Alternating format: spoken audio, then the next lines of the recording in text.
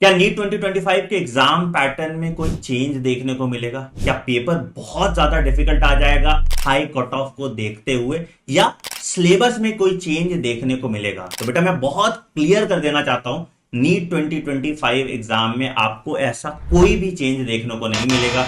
जैसे क्वेश्चंस आपने 2024 में देखे, जो सिलेबस आपने 2024 में फॉलो किया, वही सिलेबस आपको 2025 में भी फॉलो करना है। कुछ चीजों का बस आपको ध्यान रखना है। पहला, कि पेपर एनसीईआरटी से ही आएगा। आपको बस एफिशिएंट प्रैक्टिस करके अपना रिवीजन इस तरीके से करना है कि एग्जाम में आपको सारे देखे हुए क्वेश्चन मिले। मैं हर साल अपनी क्लास में टॉप 1000 क्वेश्चन कराता हूं और आप देखोगे 90% एक्यूरेसी के साथ मैं नीट एग्जाम का पेपर प्रिडिक्ट करता हूं, और यही प्रिडिक्शन अब आप भी कर पाएंगे मेरे नीट क्वेश्चन बैंक की मदद से। हमने लगभग 10,000 सवाल आपके लिए बनाए हैं बायोलॉजी के, लगभग 5,000 सवाल केमिस्ट्री के, और लगभग 5,000 सवाल फिजिक्स के आपके लिए बनाए गए हैं। ये सभी सवाल एक एक एनसीईआरटी लाइन से निचोड़ के बनाया गया है, और इसमें हर तरह के क्वेश्चन का ध्यान रखा गया है, चाहे वो स्टेटमेंट बेस्ड क्वेश्चन हो, चाहे वो असर्शन रीजन क्वेश्चन हो, चाहे वो मैच द फॉलोइंग हो, चाहे वो डायग्राम बेस्ड क्वेश्चन हो। हर तरह के क्वेश्चन का एक प्रॉपर ब्लेंड आपको मिलता है। इन किताबों का फॉर्मेट हमने कुछ इस तरीके से रखा है कि सबसे पहले आपको टॉपिक वाइज क्वेश्चन सॉल्व करने को मिलते हैं, और जब आप पूरा चैप्टर कंप्लीट कर लेते हो तो हम एक चैप्टर वाइज मॉक टेस्ट भी कराते हैं आपका। इन सभी क्वेश्चन के डिटेल्ड आंसर की और सॉल्यूशन आपको हमारी किताब में मिल जाती है, और साथ ही साथ आप हमारे फंडा बॉक्स ऐप पे इनका वीडियो सॉल्यूशन और इन ऐप प्रैक्टिस भी कर सकते हैं, अगर आप कहीं ट्रैवल कर रहे हैं और अपनी किताब भूल जाते हैं तो। इन किताबों के साथ आप अगर हमारा पीवाईक्यू और एग्जाम्पलर का कॉम्बो भी परचेज कर लेते हैं तो आपकी पूरी प्रैक्टिस की जिम्मेदारी हमारी हो जाती है। मतलब आपने चैप्टर वाइज टेस्ट दिया, आपने टॉपिक वाइज क्वेश्चन किए, आपने पीवाईक्यू किया, आपने एग्जाम्पलर किया, और इसके बाद आप नीट एग्जाम देने जाएंगे तो सारे क्वेश्चन आपको देखे हुए मिलेंगे। ये एफिशिएंट क्वेश्चन सीरीज हमने आपके लिए बनाई है ताकि आपका टाइम वेस्ट ना हो इररिलेवेंट सवाल करने में, और एग्जैक्टली जहां से पेपर बन सकता है उन सभी टॉपिक को कवर करके एक कैप्सूल के फॉर्म में एक प्रैक्टिस क्वेश्चन सेट आपके लिए बनाया गया है। तो फटाफट नीचे दिए गए लिंक पे क्लिक कीजिए और आज ही इस बुक की मदद से अपनी नीट 2025 की जर्नी में चार चांद लगा लीजिए। All the best. Late us start with thermal properties of matter PYQs. पहला टॉपिक है हमारे पास टेम्परेचर एंड हीट। तो यहाँ पर हमारे पास दे रखा है on a new scale of temperature which is linear and called the W scale. तो ये जो नया स्केल है काइंड ऑफ लाइक हमने इसको एक नया नाम दे दिया, इसे हमने डब्ल्यू स्केल बोला। चलो ठीक है।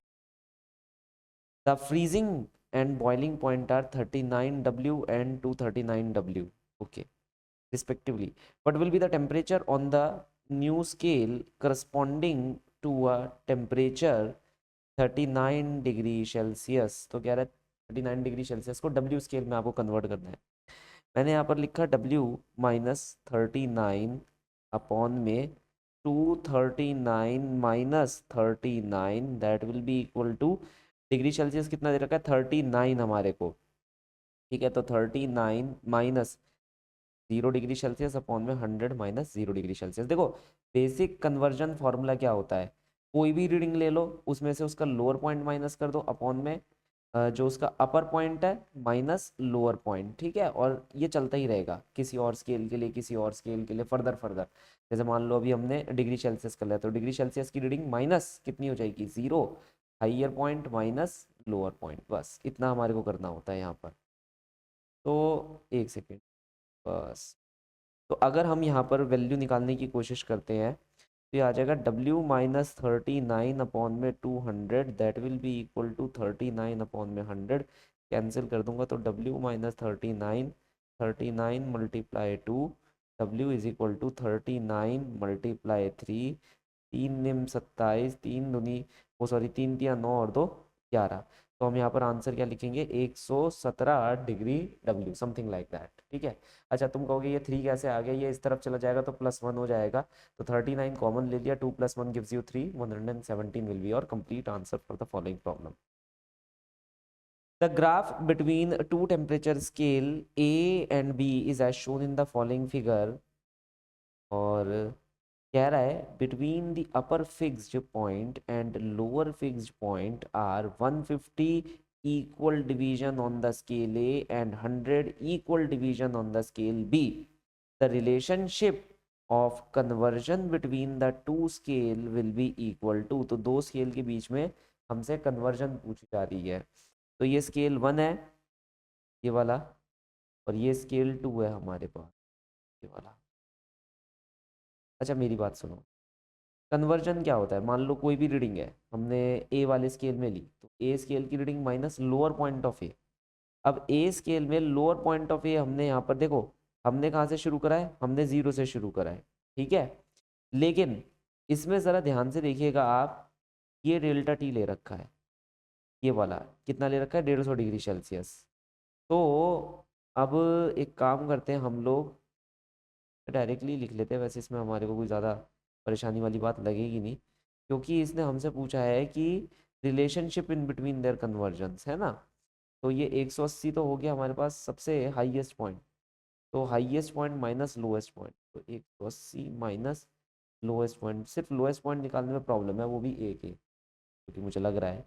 ठीक है, लेकिन हम निकालेंगे निकालेंगे। देखो सुनो मेरी बात, ये कितना है 180, 150 इसमें से कम कर दिया तो ये लोएस्ट पॉइंट है। ये देखो, तुम सोचोगे अभी जैसे मैंने बोला था कि हम 0 से शुरू कर रहे हैं, मगर मैं 0 से स्टार्ट नहीं कर रहा, तुम देख रहे हो मैं कहीं और से स्टार्ट कर रहा हूँ। ये रिलेशन है ए और बी का, ए कहाँ से शुरू हो रहा है ये हमें नहीं बता रखा, बी कहाँ से शुरू हो रखा है ये नहीं हमें बता रखा, हमें सिर्फ एक रिलेशन दे दिया। अब इस रिलेशन के अंतर्गत मुझे ये पता चल रहा है, ये जो ए है इसमें हाईएस्ट पॉइंट 180 है, ये दिख गया हमारे को, कोई फर्क नहीं पड़ता।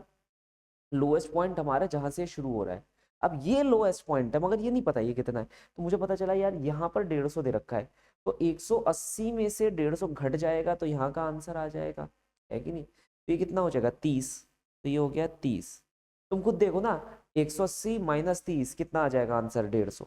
ठीक है, तो लोएस्ट पॉइंट भी हमें पता चल गया कितना है 30, हम यहाँ पर लिख कर छोड़ देंगे 30 एंड यहाँ पर भी 30, that will be equal to, अब टीबी के बीच में देखो, टीबी अब इसका जो हाईएस्ट पॉइंट है टीबी का, हम यहाँ से शुरू हुए मतलब 0 से, टीबी के लिए तो 0 से शुरू हुए और 100 तक गए, तो टीबी के लिए 0 लोएस्ट पॉइंट है और 100 हाईएस्ट पॉइंट, तो 100 माइनस जी।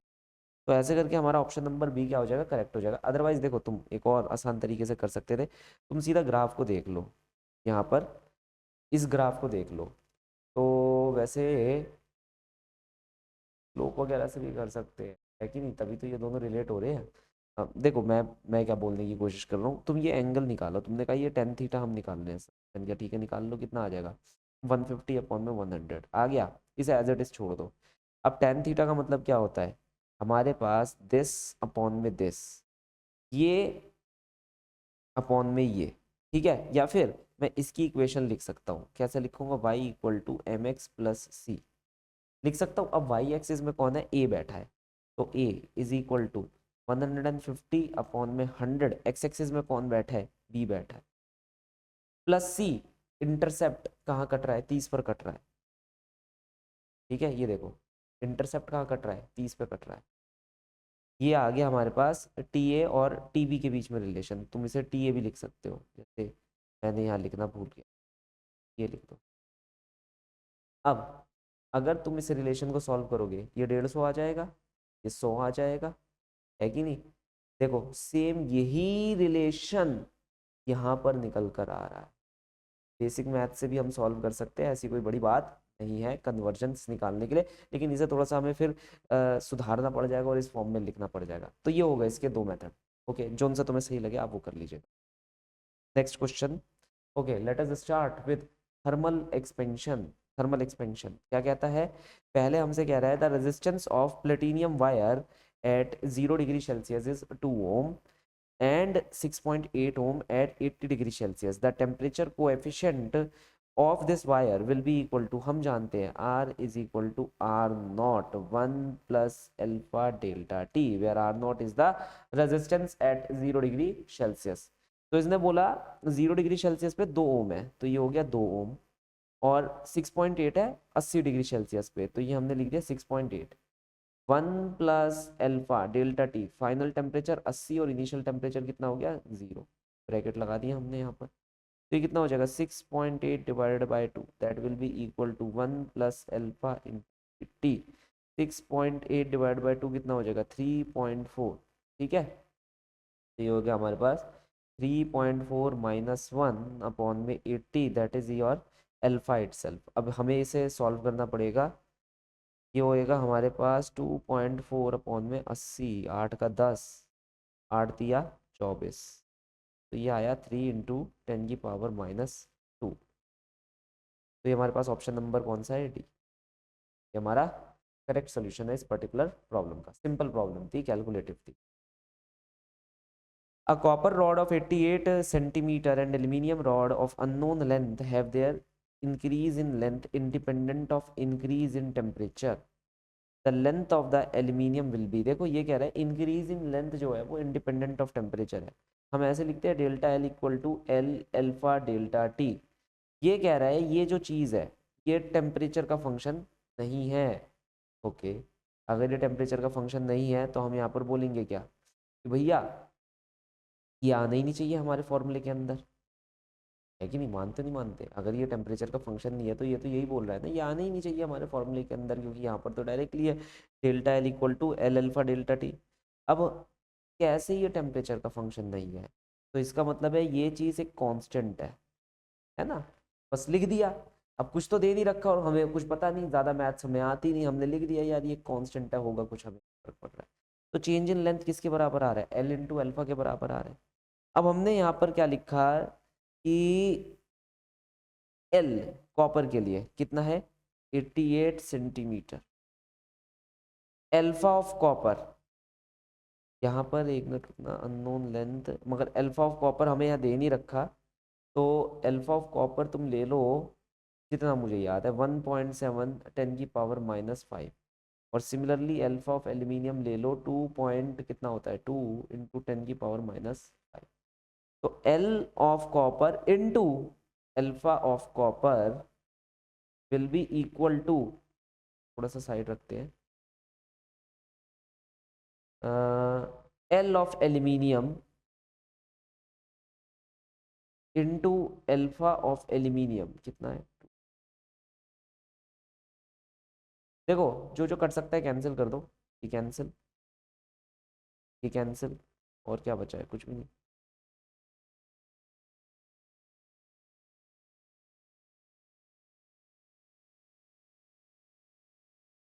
4 सत्ते 28,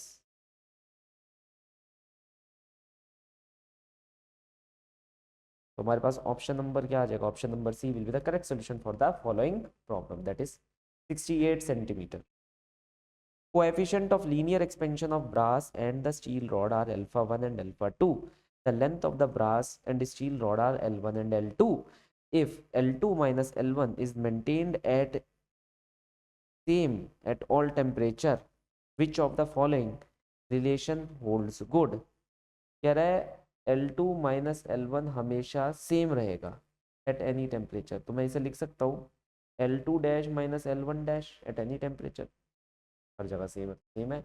अच्छा L2 डैश की वैल्यू कितनी हो जाती है L1 1 plus alpha delta T, ऐसी L1 डैश की वैल्यू कितनी हो जाती है, अच्छा मैंने गलती से एस L2 का L2 डैश होगा ना, गलती से उल्टा ही लिख दिया, कन्फ्यूजन। यहाँ पर L2 डैश हो जाएगा L2 1 plus alpha delta T for the second one, and L1 dash will be equal to L1 1 plus alpha 1 delta T. इन सबको यहाँ पर हम लगा देंगे, ठीक है। तो L2 minus L1 equal to L2 1 plus alpha 2 delta T minus L1 1 plus alpha 1 delta T. तो L2 minus L1 plus L2 alpha 2 delta T minus L1 minus L1 alpha 1 delta T. बहुत बढ़िया। अब L2 L1 काट दो तो क्या बच रहा है, L2 alpha 2 delta T equal to L1 alpha 1 delta T. ठीक है सर, तो यहाँ पर ये दोनों चीज़ें हमारी कैंसिल, तो L2 alpha 2 L1 alpha 1 will be the complete solution for the following problem. अब देखना पड़ेगा ये कौन सा ऑप्शन है, ये भी एक मुसीबत है। अच्छा अच्छा, ये रहा, number C is the correct solution for the following. The value of coefficient of volume expansion of glycerin is given by something like this, 5 into 10 की पावर माइनस 4 केल्विन इनवर्स। अब हमने क्या करा, यहाँ पर उसने कहा कि मान लो 40 डिग्री टेम्परेचर मैंने रेज करा है ना, तो फ्रैक्शनल चेंज मतलब डेल्टा रो बाय रो हमारे पास ग्लिसरीन का कितना निकल कर आएगा। अब यार ये ना मतलब मुझे लग रहा है काफ़ी कैलकुलेटिव पड़ेगा, ऐसा मेरा मानना है। पूछो क्यों, देखो तुम लिखते हो rho equal to rho naught 1 plus gamma delta T, ठीक है, तो this is rho naught that is density at 0 degree Celsius. Fractional change in density in its if 40 degree rise in its temperature. तो एक काम करते हैं, इसे ऐसे लिख सकते हैं। अब ये जो 40 डिग्री राइज है ये तो किसी भी एक टेम्परेचर से दूसरे टेम्परेचर तक हो सकता है, मतलब डेल्टा टी की वैल्यू ही हमें 40 दे रखी है। तो एक बार निकालने की कोशिश करते हैं और फिर देखते हैं कि स्पेकुलेट करते हैं कि क्या होगा। तो rho equal to rho naught minus rho naught gamma delta T and rho minus rho naught upon में rho naught that will be equal to minus gamma delta T. Gamma की वैल्यू है 5 into 10 की power minus 4। अच्छा minus का मतलब है obviously वो decrease हो जाएगा, तो डजेंट इवन मैटर, वो मतलब नहीं बनता हमारे लिए। 200 10 की power minus 4 that is 2 into 10 की पावर माइनस, तो माइनस 2 इंटू 10 की पावर माइनस 2 दैट इज 0.00 नहीं नहीं नहीं 0.02 0.02, यही आंसर आ गया लो सर। ठीक है, that will be the correct solution for the following problem. ये तो इजीली हो गया, मुझे लगा इसमें थोड़ी और मेहनत मशक्कत करने की ज़रूरत थी। अच्छा एक और काम करते हैं, रुको रुको रुको, अभी मैं सेटिस्फाइड नहीं हूँ इस आंसर से। मैं ना बायनोमियल थ्योरम लगाया, मैं बिना बायनोमियल के थ्योरम के करना चाहूँ तो रो अपॉन में रो नॉट 1 अपॉन में 1 प्लस गामा डेल्टा टी। एक काम करते हैं, अब दोनों तरफ -1 लगा दो, है ना, ये लो, या -1 नहीं लगा दो, -1 प्लस हो जाएगा 1 -1 minus gamma delta T gamma delta T, और ये हो जाएगा delta rho by rho naught. तो ये होएगा minus gamma delta T upon में 1 प्लस गामा डेल्टा टी। तो गामा की वैल्यू कितनी है साहब, 5 इंटू 10 की power 4 minus multiply delta T की वैल्यू 40 1 प्लस, यही सेम आंसर आ रहा है 0.02, है ना, 0.02, और ऊपर भी तो 0.02 1.02 something like that, and that will B also in negative. मतलब देखो हमें ना एग्जैक्ट आंसर चाहिए होता है, तो अगर मान लो मैं इसे भी कैलकुलेट करता हूँ ना तो 0.0196 इतना ही आ रहा है, तो वही। ठीक है, तो यही आंसर करेक्ट है। अब तुम कहोगे सर इतना क्यों आपने मतलब मेहनत मुशक्कत करी, ये भी करा एक्चुअल मेथड, ये भी करा अप्रोक्सीमेटेड मेथड, क्यों आपने ऐसा करा। मेरे भाई यहाँ पर ऑप्शन किसी के सगे नहीं होते, तुम बात समझो। 0.025 क्यों लगाया इसने, इसे क्या मतलब था 0.025 लगाने का, जबकि एक क्लोज ऑप्शन दे रखा है ना यहाँ पर। अच्छा उससे भी क्लोज ऑप्शन दे रखा है, ये इतने क्लोज ऑप्शन क्यों दे रहा है, क्यों, क्योंकि ये यही चाहता है। Next question, the coefficient of linear expansion of the brass and steel are alpha 1 alpha 2 when we take brass rod L1 and a steel rod L2 at 0 degree Celsius. The difference in their length is L2 minus L1 will remain same at all temperature. देखो ये कह रहा है L2 minus L1 should remain same at all temperature, her temperature पर ये दोनों चीज़ें क्या रहनी चाहिए, सेम रहनी चाहिए। तो मैंने बोल दिया, मैंने कहा कि चलो ठीक है, अगर ये चीज़ सेम रहनी ही चाहिए तो हम यहाँ पर लिख देते हैं L2 dash minus L1 dash. ठीक है, तो इसका मतलब क्या हो जाएगा, L2 minus L1 will be equal to L2 dash क्या हो जाएगा, L2 1 plus alpha delta T and minus L1 1 plus alpha delta T. अब इसे लिख दिया 1, इसे लिख दिया नहीं सॉरी, इसे लिख दिया 2, इसे लिख दिया 1। तो हमारे पास L2 minus L1 will be equal to L2 plus L2 alpha 2 delta T minus L1 minus L1 alpha 1 delta T. Cancel करेंगे L1 L1 L2 L2, तो यहाँ पर डेल्टा टी भी हट जाएगा, क्योंकि आप 0 डिग्री सेल्सियस से कहीं और किसी एक पर्टिकुलर टेम्परेचर पर लेना चाह रहे हैं ना, किसी एक पर्टिकुलर टेम्परेचर तक। तो देखो मैंने डेल्टा टी क्यों कैंसिल करा, क्योंकि तुम्हारे पास at the end of the day ये इक्वल टू 0 बच जाएगा। तुम लिखोगे अल्फा टू ये will be equal to something like this, and then you will get something like, obviously हमारे पास जो यहाँ पर आंसर निकल कर आ रहा है वो कौन सा ऑप्शन हो जाएगा, option number A will be the correct solution. Yes, option A ही होगा, ठीक है, क्योंकि ऑप्शन बी मिसमैच वाला ऑप्शन है, तो ये हमारा करेक्ट सोल्यूशन हो जाएगा। Bimetallic strip is made up of aluminium, where aluminium is greater than steel. On heating, the strip will remain straight, get twisted, will bend with aluminium concave side, will bend steel with the concave side। देखो तुमने क्या करा, सुनो मेरी बात, तुम सारी बातें छोड़ो, तुम बस ये देखो, ये रहा एल्यूमिनियम, ये रहा ब्रास, ब्रास एल्यूमिनियम। एल्यूमिनियम का अल्फा ज़्यादा बड़ा है, मतलब एल्यूमिनियम ज़्यादा फैलकर बाहर निकलेगा ऐसे, ब्रास कम निकलेगा, ब्रास जो होगा वो कम निकलेगा, दिख रहा है ना स्कीमेटिक डायग्राम के अंदर। तो एल्यूमिनियम ज़्यादा निकलेगा, ब्रास कम निकलेगा। अब इसका मतलब पता है क्या, सुनो प्रैक्टिकली देखो, ये निकलना चाहता है निकल नहीं पा रहा, ये कम निकलेगा, ये से ना खींचेगा अपनी तरफ, तो ये जो चीज़ है ये ऐसे मुड़ जाएगी, भाई ये तो इसे अपनी तरफ खींचेगा ना। अरे एक बात देखो, ऐसा थोड़ी ना है कि ये फैल जाए पूरा का पूरा, अरे चिपके हुए हैं ये, तो ये अपनी तरफ इसे खींच रहा है, ये आगे भाग रहा है, ये अपनी तरफ खींच रहा है, ऐसा नहीं है ये नहीं आगे की तरफ भाग रहा है, ये भी भाग रहा है, लेकिन ये ऊपर वाले को अपनी तरफ खींच, तो ये क्या होगा, इधर से ऐसे मुड़ जाएगा, इधर से ऐसे मुड़ जाएगा। तो हमें ये ध्यान देना है कि जो एल्यूमिनियम वाला है, एल्यूमिनियम वो बाहर की तरफ ऐसे बनेगा कन्वेक्स साइड, और जो स्टील वाला है वो कनकेव साइड, क्योंकि वो गुफा वाली साइड आ रहा है। तो ये स्टील रहेगा, ये एल्यूमिनियम रहेगा, बस, ठीक है। तो ये कन्वेक्स साइड आ गया, ये कनकेव साइड आ गया हमारे पास। अब चेक कर लो कौन सा है, ये गलत, ये गलत, will bend aluminium on convex, नहीं विल बेंड, हाँ ये होना चाहिए हमारे पास answer. The question says a uniform metallic rod rotate about its perpendicular bisector with a constant angular speed. If it is heated uniformly to raise its temperature slightly, the speed of rotation में क्या फर्क पड़ेगा, तुम्हें पता ही है ना, angular momentum आई into omega, ये क्या होता है, कांस्टेंट होता है। अब तुमने जैसे ही टेम्परेचर बढ़ाया लेंथ बढ़ जाएगी, लेंथ बढ़ जाएगी तो मोमेंट ऑफ इनर्शिया बढ़ जाएगा, मोमेंट ऑफ इनर्शिया बढ़ जाएगा तो एंगुलर मोमेंटम को रहना है तुम्हारा कांस्टेंट। अगर एंगुलर मोमेंटम को कांस्टेंट रहना है तो मुझे पता है ये दोनों इन्वर्सली प्रोपोर्शनल हो जाएंगे, ये बढ़ेगा तो ये हमारे पास क्या हो जाएगा, कम हो जाएगा। अब इस एनालिसिस से हमें पता क्या चल रहा है, इस एनालिसिस से यही पता चल रहा है भैया कि भैया स्पीड ऑफ रोटेशन कम हो जाएगी अगर मोमेंट ऑफ इनर्शिया बढ़ रहा है, क्योंकि लेंथ बढ़ रही है। तो अगर हमारे पास यहाँ पर आंसर लगाना है तो क्या लगाएंगे, स्पीड ऑफ रोटेशन इंक्रीजेस, गलत जवाब, स्पीड ऑफ रोटेशन डिक्रीजेस, सही जवाब, खत्म। That is that complete answer for the following problem. An aluminium sphere is sipped into water.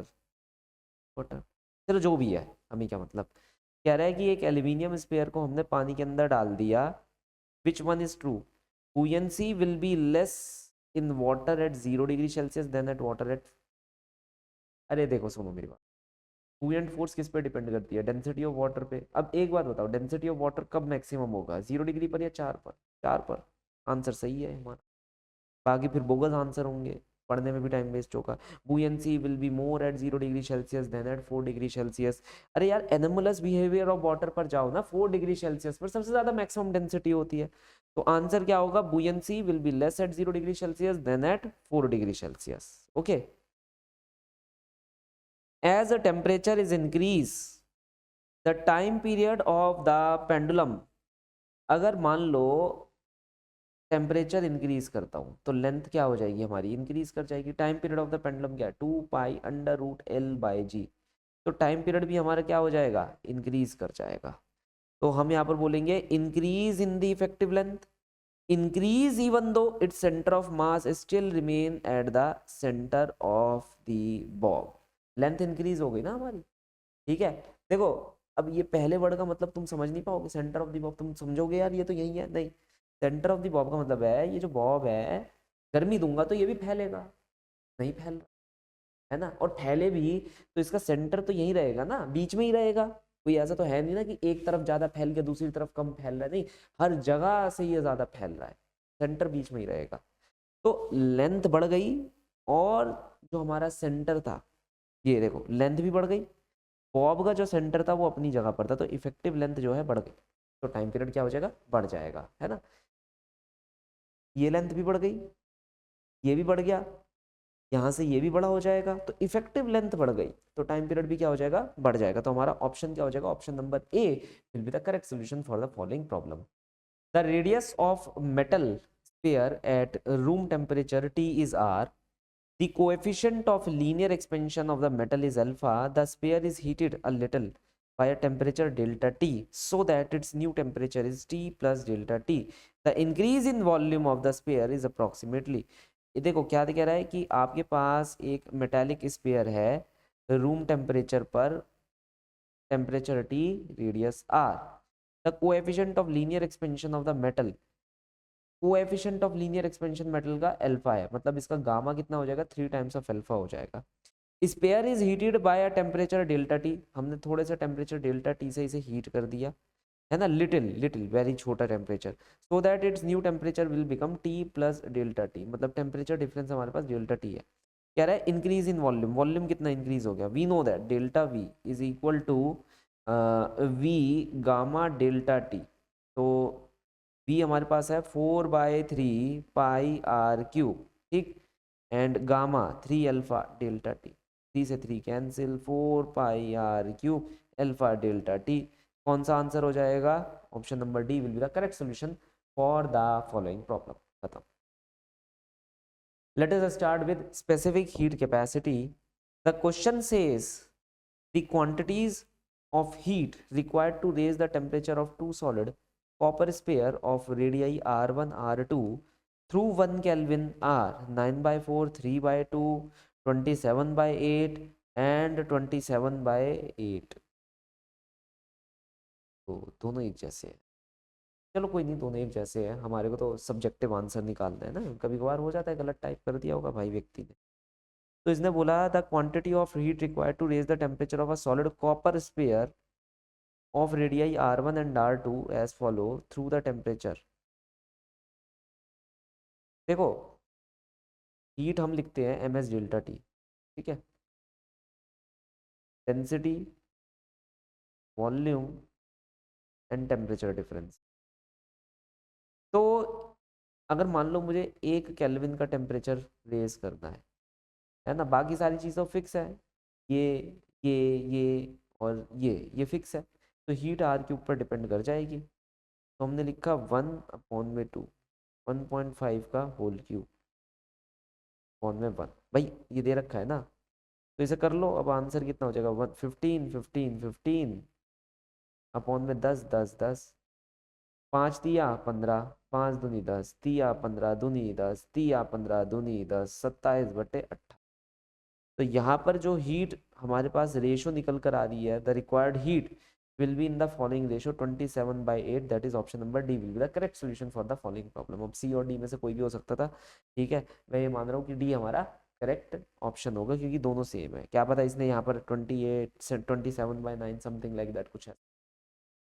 क्या ये क्लियर है सबको, ये बिल्कुल ऐसे ही करना है आपको, ठीक है। तो quantities of heat required to raise the two sphere which is having two different radii through 1 Kelvin are in the ratio of 27/8। Let us start the topic calorimetry। The question says that we are having two identical bodies made up of material for which the heat capacity increases with the temperature। तो heat capacity temperature के साथ increase होगी। One of the body is at 100 degree Celsius and another body is at 0 degree Celsius if two bodies are brought in contact assuming no heat loss, final common temperature is. तो एक body higher temperature पर है तो हम उसका heat capacity S1 लिखेंगे, उसका मास m है, और चेंज इन टेम्परेचर होगा final minus initial temperature which is 100। और दूसरी बॉडी के लिए हम लिखेंगे MS2 फाइनल माइनस इनिशियल, मतलब मैं ये यूज़ कर रहा हूँ कि net heat is equal to 0, जितनी हीट दी गई उतनी हीट ली गई, कोई भी हीट इधर उधर नहीं हुई, है ना। तो यहाँ पर से हम बेसिक फार्मूला निकालने की कोशिश करते हैं। हमारे पास S1T final minus S1 into या एक काम करते हैं, ये हो जाएगा S2T final plus S1T final that will be equal to S100। T final की वैल्यू हो जाएगी S1 इंटू 100 अपॉन में S1 प्लस S, इसे हम लिख सकते हैं 100 अपॉन में S1 प्लस S2 अपॉन में S। अच्छा, कोई नहीं दिख रहा होगा, इधर इधर लिख देते हैं। 1 मिनट रुको बस, ये रही कैलकुलेशंस, ठीक है। अब देखो, बस मैंने कैलकुलेट कर दिया, ये इक्वेशन लिख दी और ये कैलकुलेट कर दिया। अब देखो, टेम्परेचर के साथ स्पेसिफिक हीट बढ़ेगी, टेम्परेचर के साथ वो घटेगी। तो S2/S1 की जो हमारे पास वैल्यू है, अगर आप ध्यान से देखोगे, टेम्परेचर के साथ हमारी वैल्यू बढ़ रही है कि नहीं। तो S2 is greater then S1, तो यहाँ पर ये हो जाएगा 100 अपॉन में समथिंग ग्रेटर देन 2, लगभग लगभग 50, 50 से कम, लेस देन 50 का आंसर आएगा। तो 50 से कम हमारे पास देखने को आंसर मिल रहा है यहाँ पर, है कि नहीं। 1 मिनट रुको, नहीं नहीं नहीं, 50 से कम कैसे देखने को मिलेगा, फिर से इसे रिवैल्यूएट करना पड़ेगा। ये हो गया हमारा S2 ग्रेटर देन S1, दोनों बॉडी सेम थी तो उनके इनिशियल S तो क्योंकि टेम्परेचर के हिसाब से वेरी कर रहे हैं सेम है, एक का टेम्परेचर गिरा और एक का टेम्परेचर बढ़ा, heat capacity increases with the temperature, तो ऑब्वियसली 2 का टेम्परेचर बढ़ रहा है जो कि 0 डिग्री सेल्सियस पर है, तो वो बढ़ेगी और वो बढ़ भी रही है। तो हाँ, मतलब ये ग्रेटर देन 1 हो जाएगी। तो S2/S1 is greater then 1, 1 plus S2/S1 is greater than 2 itself, ये तो हो गया। तो ये ग्रेटर देन 2 है, अगर ये ग्रेटर देन 2 है तो हम यहाँ पर क्या लिखेंगे, T final is equal to 100 upon में 1 प्लस S2/S1, इसे थोड़ा सा और सॉल्व करते हैं। 100 अपॉन में T final is equal to 1 plus S2/S1 which is greater than 2, तो 100 is greater than 2 times of T final, तो T final is less than 50। तो 50 डिग्री होना तो इसमें बेकार की बात है, मोर देन 50 डिग्री होना ये भी बन नहीं पा रहा। तो हमारे पास आंसर आ रहा है it should be less than 50 degree but greater than 0, and 0 degree भी हमारा करेक्ट ऑप्शन नहीं है। तो इतना एनालिसिस करके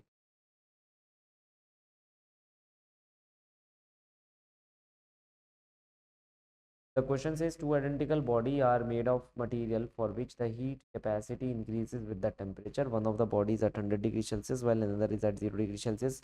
Both bodies are brought in contact. Assuming the heat loss, there is no heat loss. Assuming there is no heat loss, find the final temperature. देखो हम directly यहाँ पर क्या करेंगे, नेट हीट इक्वल टू 0, जितनी heat दी गई उतनी heat ली गई। तो पहली बॉडी के लिए लेटेस्ट से जो हॉटर बॉडी है वो फाइनल टेम्परेचर पर आ जाएगी, और जो कोल्डर बॉडी है उसका हमने S2, देख रहे हो, मतलब उसकी स्पेसिफिक हीट हमने S2 ली और इसकी स्पेसिफिक हीट हमने S1 ली, that will be equal to 0। तो M तो कट जाएगा, T फाइनल की वैल्यू हमारे पास निकल कर आएगी 100 अपॉन में 1 plus S2/S1 something like this. अब तुम्हें पता ही है S2/S1 की जो वैल्यू होगी, S2 कम टेम्परेचर पर है, S1 ज़्यादा टेम्परेचर पर है, ये लेस देन 1 होगी, तो 1 प्लस अगर मैं कर दूँ दोनों साइड, है ना। अरे ये एक तो दिखना बंद हो जाता है, इतना गुस्सा आता है, यही लिखना आ जाता है। चलो इधर लिख देता हूँ। मैं पता ही क्या क्लेम कर रहा हूँ, मैं ये क्लेम कर रहा हूँ कि S2 अपॉन में S1 की जो वैल्यू है वो 1 से कम है, तो दोनों तरफ यार 1 ऐड कर देंगे अपन लोग। तो मुझे पता चला 1 प्लस S2/S1 की वैल्यू 2 से भी कम है कि नहीं, खुद सोचो ना। तो हमने यहाँ पर बस ये फॉर्मूला लिख दिया, ठीक। अब तुमने कहा ये जो वैल्यू है ये 2 से कम है, तो TF into 2 will be greater than 100, T F की वैल्यू ग्रेटर देन, तो यहाँ पर हम क्या कहेंगे, more than 50 degree Celsius will be the complete answer for the following problem. है कि नहीं, मस्त एकदम बढ़िया question. Steam at 100 degree Celsius passed through 20 gram of the water at 10 degree Celsius. When water acquire a temperature of 80 degree Celsius, the mass of the water present will be equal to। तो हमने steam pass करी, steam जो है वो 100 degree Celsius पर है और यहाँ पर 20 ग्राम पानी है, 20 ग्राम पानी, 20 ग्राम वाटर है ना, कितने टेम्परेचर पर है, 10 डिग्री सेल्सियस पर। देखो पहले मैं ये मानता हूँ ये जो स्टीम है ये कुछ एनर्जी देगी, m/l। पहले स्टीम वाटर में कन्वर्ट होगी जिसका मास m। यहाँ पर ये बोल रहा है कि देखिए आप ना टेम्परेचर को 80 डिग्री सेल्सियस तक लेकर आ रहे हो, तो मेरा मेन एम क्या है, मैं ये निकाल लूंगा कि 80 डिग्री सेल्सियस तक आने आने में इसने कितनी एनर्जी दी और इसने कितनी एनर्जी ले ली। तो ये आया वाटर एट 100 डिग्री सेल्सियस, अब 80 डिग्री पर लेकर आ रहा हूँ मैं इसे। तो इसने जो हीट दी वो दी m/s/डेल्टा टी, और 100 माइनस 80 कितना हो जाएगा, 20। अब यहाँ नेगेटिव पॉजिटिव अभी नहीं लिख रहा, मुझे पता है इतनी हीट दी गई है तो इतनी हीट दी गई है ना। और अगर वैल्यूज लगाना चाहूँ तो एल की जगह 540 लगा दूंगा और एस की जगह 1 लगा दूंगा, आंसर मास का ग्राम में आएगा।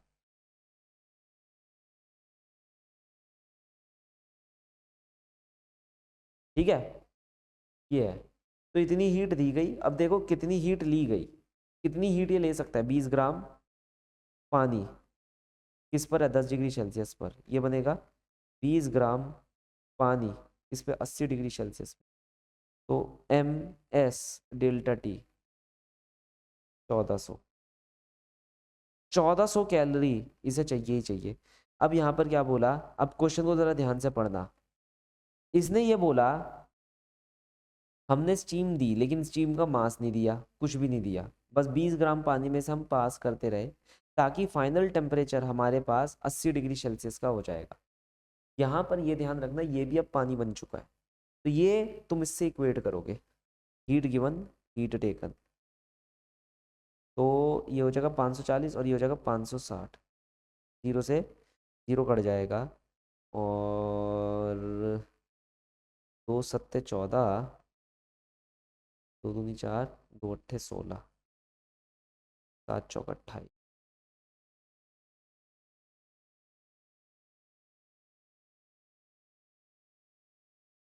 2.5 ग्राम कितना आ रहा है, मास की वैल्यू 2.5 ग्राम। मतलब हमें ये पता चला 20 ग्राम पानी तो पहले से ही प्रेजेंट था, स्टीम भी पानी बना तो 2.5 ग्राम का पानी बन गया।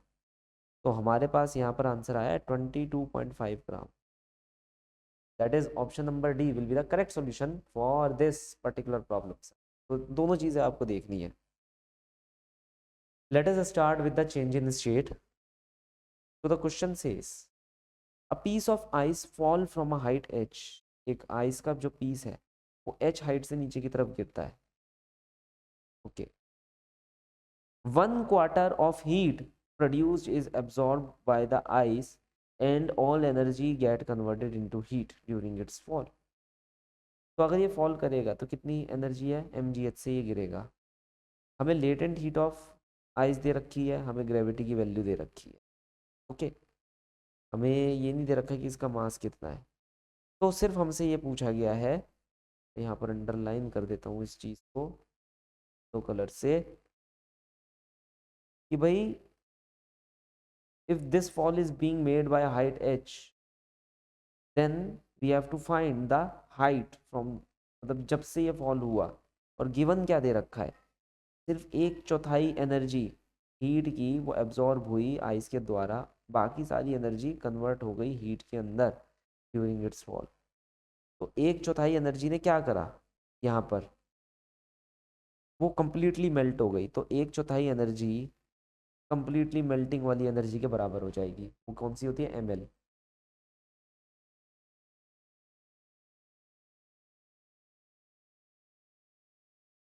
बस ऐसे ही लगा कर देख लेंगे।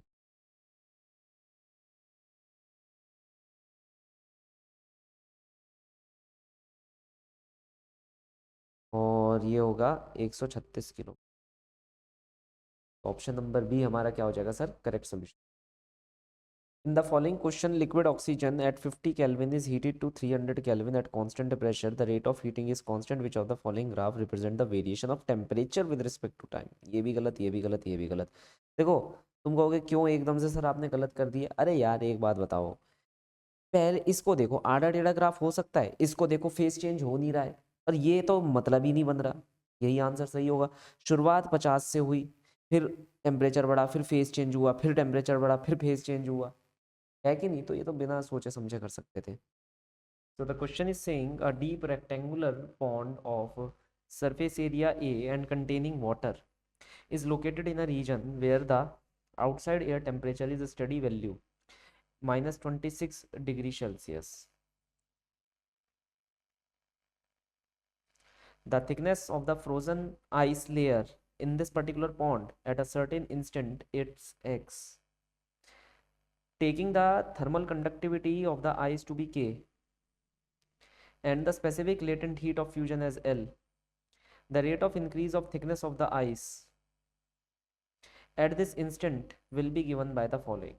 हम जानते हैं dq by dt is equal to ka higher temperature minus lower temperature upon में डेल्टा x।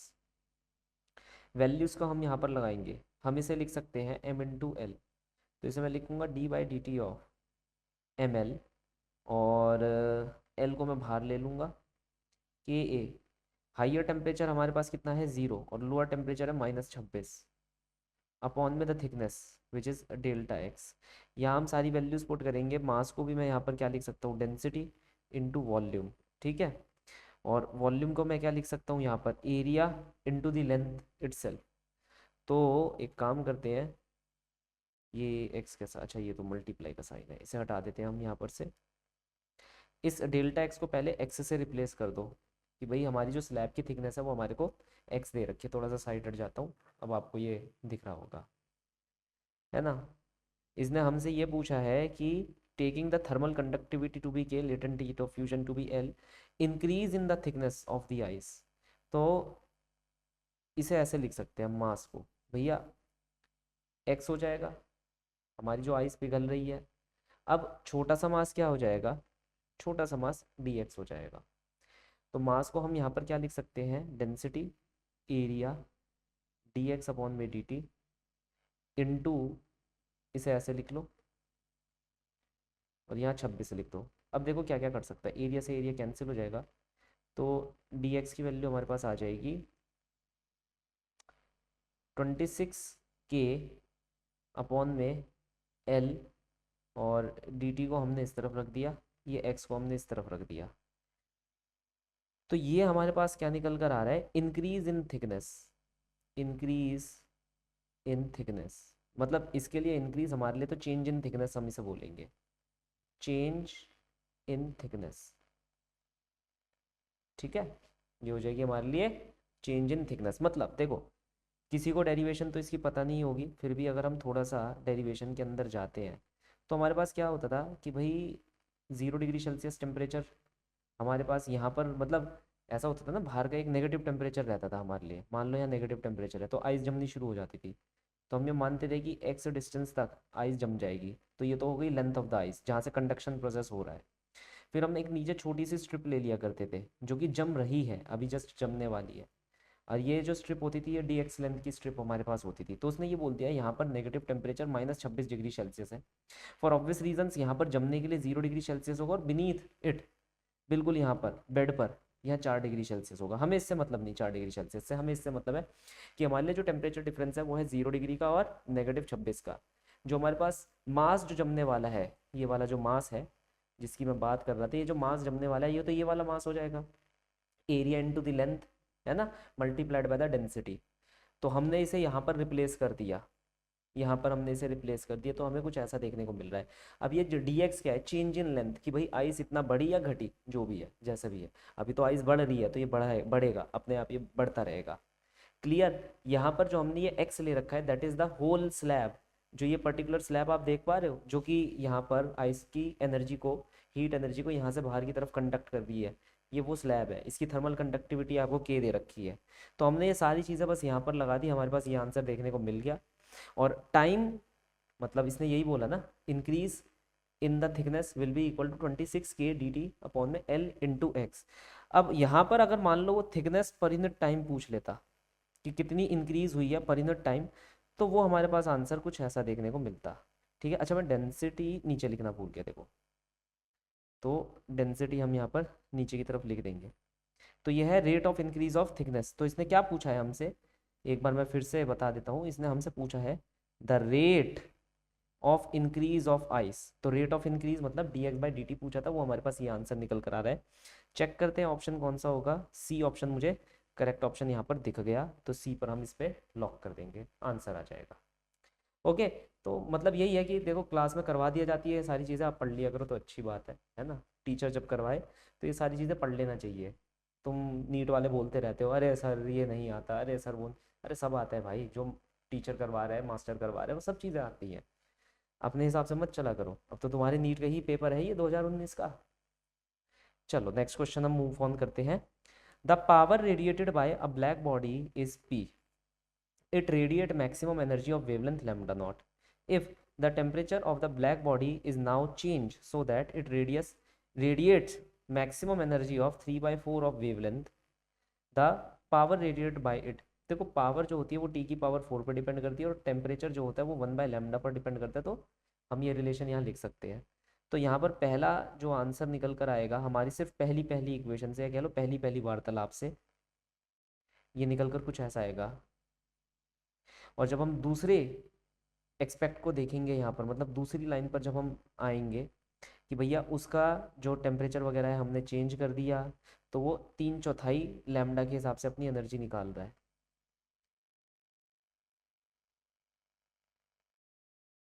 ठीक है, तो इन दोनों को डिवाइड कर दो।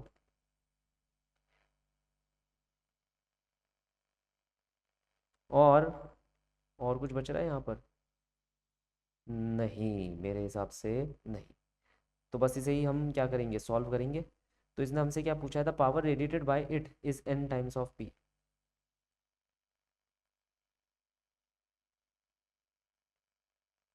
तो ये n की वैल्यू कितनी आएगी, 81/256। एक बार और हम चेक कर लेते हैं सारी चीज़ें, क्योंकि दोनों ऑप्शन गिवन है, मैं बिल्कुल तरीके से चेक करूँगा, क्योंकि दोनों ऑप्शन गिवन है, कोई भी एक सही हो सकता है हमारे लिए। तो इसने बोला है so that it radiate maximum energy of wavelength 3/4। 3/4, अरे देखा, हो गया ना यहाँ से। देख रहे हो तुम, एक छोटी सी गलती क्या कर सकती है, नहीं नहीं नहीं सब, हाँ छोटी सी गलती क्या कर सकती है, ये रेसिप्रोकल आ रहा था यहाँ पर 3/4 का पावर 4। मैं तभी कहूँ, तभी मैं हमेशा कहता हूँ कि ना एक बार जब आंसर निकाल लो फटाफट से चेक कर लिया करो, जब भी ऐसे दो ऑप्शन मैच हो जाते हैं। 2 सेकंड नहीं लगा मुझे बस इस चीज़ को चेक करने में, है ना। तो ये कितना हो जाएगा, 256/81 p। तो ऐसा है ऑप्शन, हाँ देखो ऑप्शन नंबर ये हमारा क्या हो जाएगा, करेक्ट सोल्यूशन हो जाएगा। तो प्लीज़ सतर्क रहे, सावधान रहे तभी आंसर सही आएंगे, वरना ऐसे में आंसर गलत हो सकता है। कैलकुलेशन मिस्टेक है, कोई भी कर सकता है।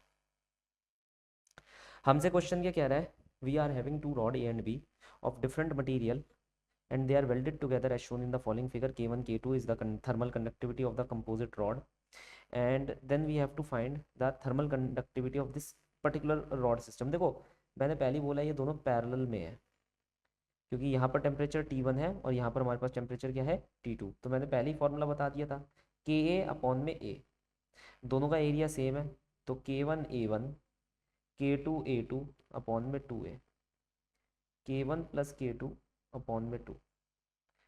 Option number A will become the correct solution for the following problem।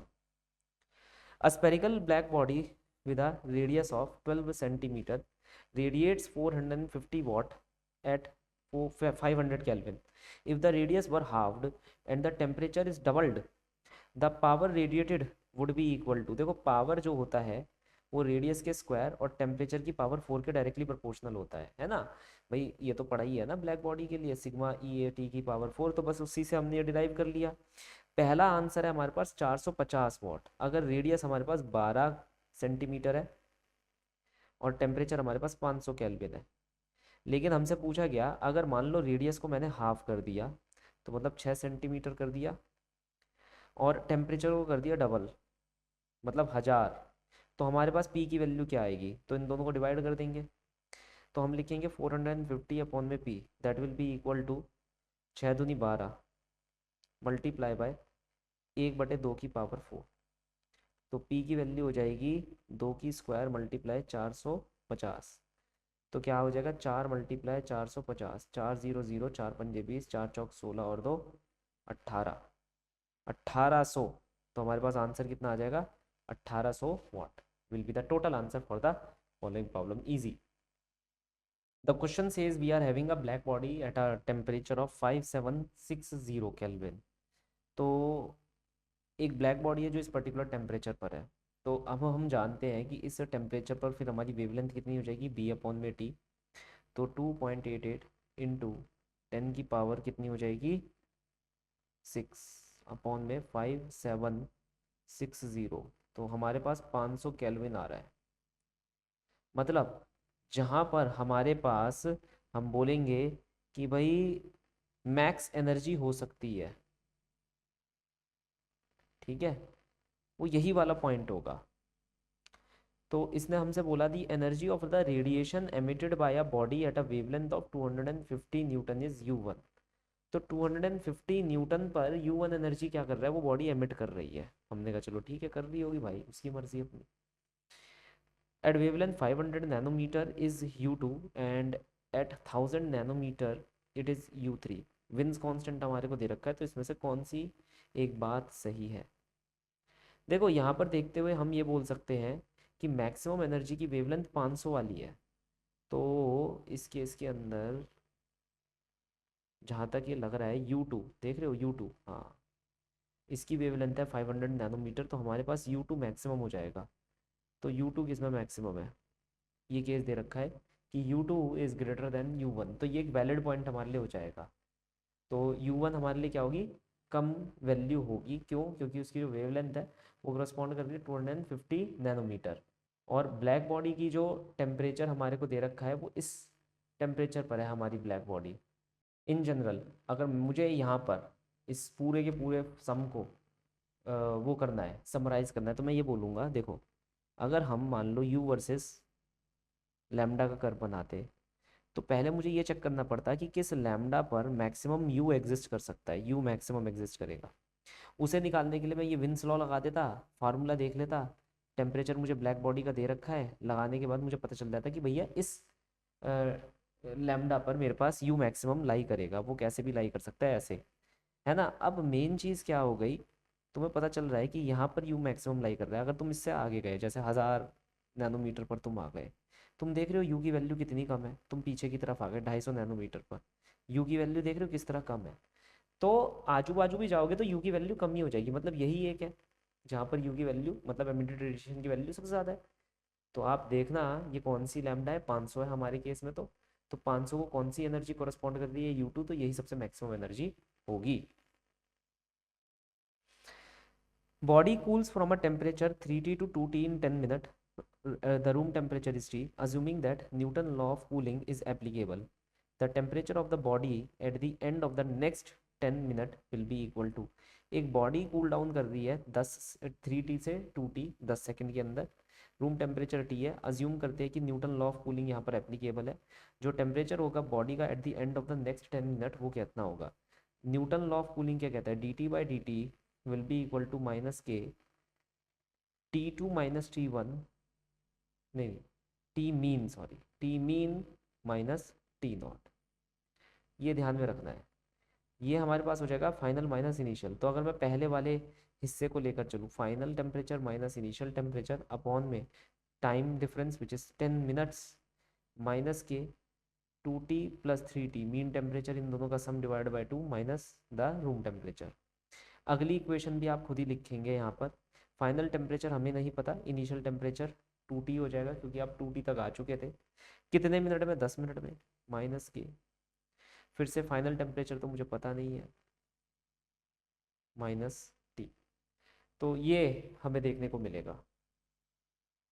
ये पहली इक्वेशन बन गई 3T से 2T के लिए, और दूसरी इक्वेशन बन गई 2T से लेके x तक के लिए। इन दोनों इक्वेशनों को डिवाइड करा जा सकता है, बिल्कुल। कर दो डिवाइड, माइनस के कैंसिल, 10 से 10 कैंसिल, तो ये हो जाएगा, ऊपर बचा -t और नीचे बचा x-2t। यहाँ पर बच रहा है हमारे पास कितना, 2.5t, और 2 में से 2 गए, 3/2, और नीचे की साइड कितना बचेगा, x/2। क्रॉस मल्टीप्लाई करके देख लेते हैं एक बार और क्या होगा, t से t कैंसिल, तो -x/2 will be equal to, अच्छा 2 से 2 भी तो कैंसिल हो जाएगा यार, इतनी सारी कैलकुलेशंस। तो ये हो जाएगा 3/x, तो अगर क्रॉस मल्टीप्लाई कर देंगे तो x will be equal to 3x-2t। ठीक है, तो माइनस का यहाँ लगा देता हूँ, -x 3 - 2t।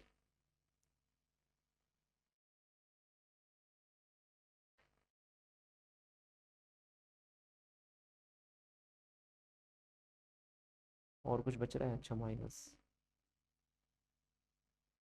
तो हमारा ऑप्शन कौन सा आ जाएगा, option number B will be the correct solution for the following problem. तो ऐसे करके हमारे को ये पूरी की पूरी कैलकुलेशन करनी थी सर, आपका आंसर आ जाएगा। The question says that the two ends of a metal rod are maintained at temperature 100 degree Celsius and 110 degree Celsius. The rate of flow of heat in the rod is found to be 4.0 joule per second. The ends are maintained at the temperature of 200 degree Celsius and 210 degree Celsius. तो ये हो गया 200 degree Celsius, ये हो गया 210 degree Celsius, है ना। एक मिनट रुको, two end of the metal rod, वो पहले पहले सिर्फ पहली लाइन से हम चीज़ें बटोर लेते हैं। पहले एक को बनाएंगे, दोनों एंड जो है वो इस टेम्परेचर पर डिवाइड रहे। ये हो गया 100 डिग्री, ये हो गया 110 डिग्री सेल्सियस, खत्म। The rate of heat is found to be, ये रहा हमारा रेट ऑफ हीट, कितना आ रहा है, 4 जूल पर सेकेंड। अब इसने दूसरी एक रॉड ली, मतलब सेम रॉड ली, और उसके अंदर जो टेम्परेचर डिफरेंस है वो कर दिया इसने 200 से 210 डिग्री सेल्सियस। और इसके अंदर भी हमने ये देखा, अच्छा मैंने ना ऊपर डायरेक्शन गलत बना दिया है हीट का, हाइयर टू लोअर आता है ना, तो ऐसे होगा, यहाँ पर भी टेम्परेचर ऐसे ही होगा और हीट का फ्लो भी ऐसे ही होगा, मतलब हाइयर टेम्परेचर से लोअर टेम्परेचर। पहला डायग्राम दूसरा डायग्राम, पहले मैं डायग्राम बनाता हूँ फिर सवाल सॉल्व करता हूँ आराम से। तो हमारे पास यहाँ पर मुझे नहीं पता कि कितनी हीट जा रही है, कितना हीट करंट जा रहा है, मुझे यही निकालना है ना। इसने यही तो पूछा है कि find out the rate of heat flow in the second case. मैं पहले दोनों का फार्मूला लिख लूँगा, तुम्हें भी पता है कितना ही होता है, K higher temperature minus lower temperature, तो higher temperature 110, lower temperature 100, upon में the length of the rod itself, और दूसरा क्या हो जाएगा, एक्स के ए, हाइयर टेम्परेचर कितना हो जाएगा 210, लोअर टेम्परेचर कितना हो जाएगा 200, अपॉन में the length of the rod, just इसे कैलकुलेट कर लेना है। एल से एल कैंसिल, ए से ए कैंसिल, के से के कैंसिल, ये हो जाएगा हमारे पास 10, और नीचे भी हमारे पास कितना हो जाएगा, 10 हो जाएगा। तो हमारे पास आंसर कितना निकल कर आ रहा है, 4। तो दूसरे केस में भी हमारे को कोई डिफरेंस दिखाई नहीं दे रहा, that is answer will be 4 joule पर second. Certain quantity of water cool from 70 degree Celsius to 60 degree Celsius in 5 minutes and to 54 degree Celsius in just next 5 minutes. The temperature of the surrounding will be equal to, तो Newton law of cooling लगाएंगे,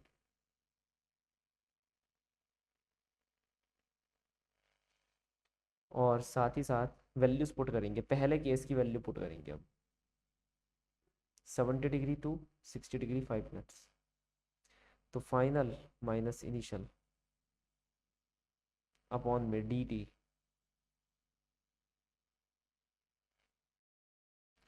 minute में ही रखकर छोड़ देता हूँ, कोई फर्क नहीं पड़ने वाला, क्योंकि eight the end of the day मैं दोनों वैल्यूज को डिवाइड करूंगा।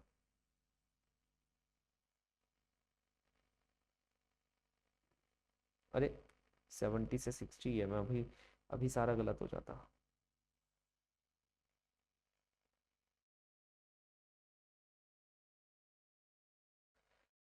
और दूसरा हो गया 54,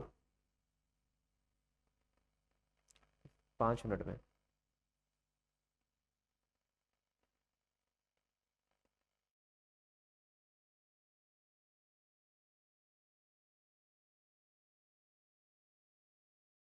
तो अगर हम इसे लिखते हैं तो ये कितना हो जाएगा, -10 अपॉन में -6 that will be equal to 60 + 70 65 minus T naught, और ये हो जाएगा 57 माइनस टी नॉट। कैंसिल कर देंगे चीज़ों को, क्रॉस मल्टीप्लाई कर देंगे। 10 into 57 minus T naught will be equal to 6 into 65 minus T naught. तो यहाँ से टी नॉट की वैल्यू आ जाएगी हमारे पास 45 degree Celsius. That is your option number A will be the correct solution for the following problem. Piece of iron is heated in a flame. If first become dull red, then become reddish yellow, finally turn to white hot. The correct explanation for the following observation is using Stephen law, wins displacement law, Kirchhoff law या फिर Newton.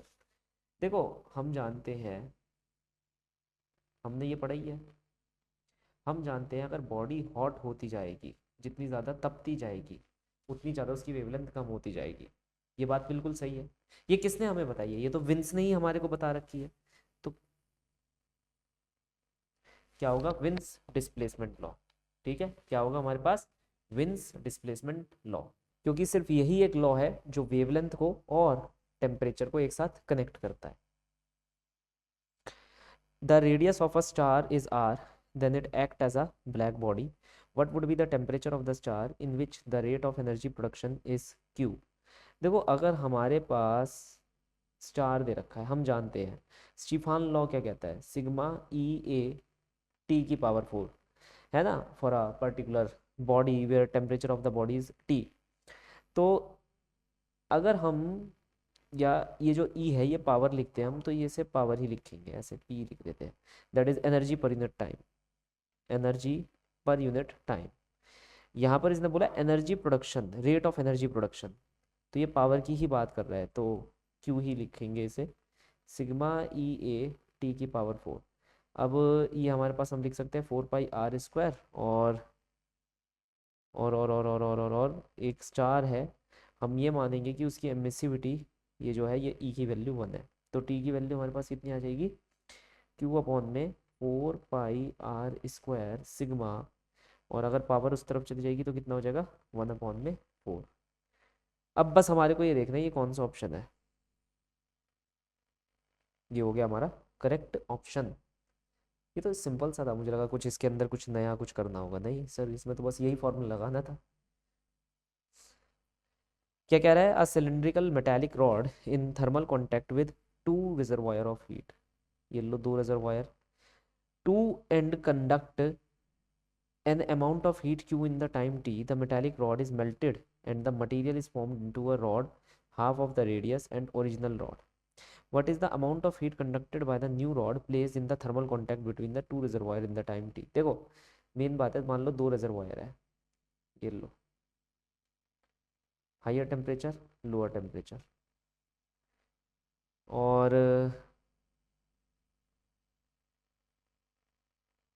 और इसने कहा कि heat conduct हो रही है, मतलब dq/dt rate of flow of heat हमारे को यहाँ पर दे रखा है in the time t, that is q upon में t। इसकी लेंथ उसने l मानी, इसका एरिया इसने a माना। ठीक है सर, और फिर हमसे क्या बोला गया कि the metallic rod is melted and the material is form into a rod half of the radius of the original rod. तो हमने इस मेटेलिक रॉड को फिर पिघला दिया, इसे एक रॉड बना दिया जिसकी रेडियस आधी हो गई। तो अब देखो वो जो नई रॉड बनेगी, पहली बात है मेल्टिंग का जो काम हुआ उसने क्या दिया, उसने क्या करा, उसने रॉड को एक नया स्वरूप दिया। नया स्वरूप देने से तुम्हारे मतलब क्या हुआ? नया स्वरूप देने से मतलब ये हुआ कि रॉड के डायमेंशन चेंज हो गए। तो पहले जो इसका एरिया ए था दैट इज π/r², और लेंथ हमारे पास एल थी, तो उससे जो निर्मित वॉल्यूम थी वो वॉल्यूम तो चेंज नहीं होगी। अगर हमने मान लो रेडियस को चेंज कर दिया तो कहीं ना कहीं जो लेंथ है वो बढ़ जाएगी, तो लेंथ जो हो गई नई वाली वो 4 गुना हो गई पुरानी लेंथ के। तो अब ये जो रॉड है, नई वाली जो रॉड बनी, अगर मान लो मैं उसका dq/dt निकालने की कोशिश कर रहा हूँ, या फिर तुम ये बोल सकते हो हाँ, अगर मैं उसका q, अच्छा इसके q को हम q' मान सकते हैं, भाई नई वाली रॉड है तो जो हीट वो दे रही है, अब उसमें तो अंतर ही आएगा, तो हम उसे q' मान लेते हैं। तो वो जो q' अपॉन में time t rate of heat वो हमारे को दे रही है, वो कुछ इस हिसाब से होगी। अब हमें पता ही है इसका फार्मूला कितना होता है, के ए हाइयर माइनस लोअर अपॉन में द लेंथ एल। अब पहले केस में तो ये सब कुछ बहुत ही आसान है, पहले केस में कंडक्टिविटी के है, एरिया ए है, और हाइयर और लोअर टेम्परेचर ये दोनों चीज़ें फिक्स है और लेंथ एल है। लेकिन दूसरे केस में के तो के ही रहता है, लेकिन जो एरिया होता है वो रिड्यूस हो जाता है, ठीक है, क्योंकि रेडियस आधी हो गई तो एरिया एक चौथाई हो जाएगा। टेम्परेचर पे कोई फ़र्क नहीं, टेम्परेचर डिफरेंस तो वही है, और लेंथ हमारी 4 गुना हो गई। अब अगर मान लो मैं इन दोनों को डिवाइड करता हूँ, इसने ये दे रखा है कि आपको इतने ही टाइम टी के अंदर ये सब कुछ देखना है जितना टाइम पहले आप ले गए थे।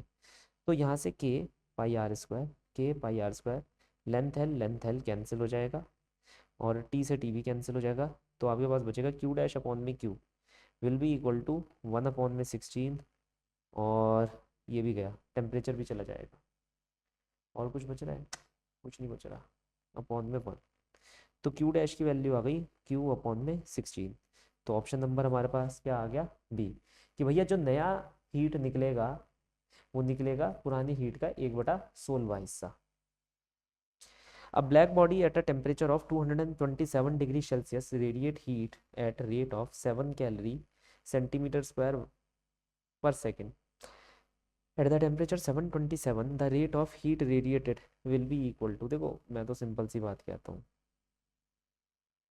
है ना, मतलब ऐसे लेकर चल लो। अब इसने दोनों के लिए दे रखा है हमें, पहले वाला केस हम यहाँ पर लगा लेते हैं कि the rate of heat radiated will be equal to, तो पहला केस ये लगा लो 7 कैलोरी पर सेंटीमीटर स्क्वायर, इस ए को इसके नीचे ले आना। तो हमारे पास पहले वाला आंसर आ जाएगा 7 calorie is directly proportional to the temperature T which is कितना है 227। 227 का मतलब कितना हो जाएगा यार, 273 ऐड करना, 500। और दूसरे का हमारे को निकालना है, let it be X directly proportional to 727 का मतलब हो जाएगा 1000। इन दोनों को डिवाइड कर दो,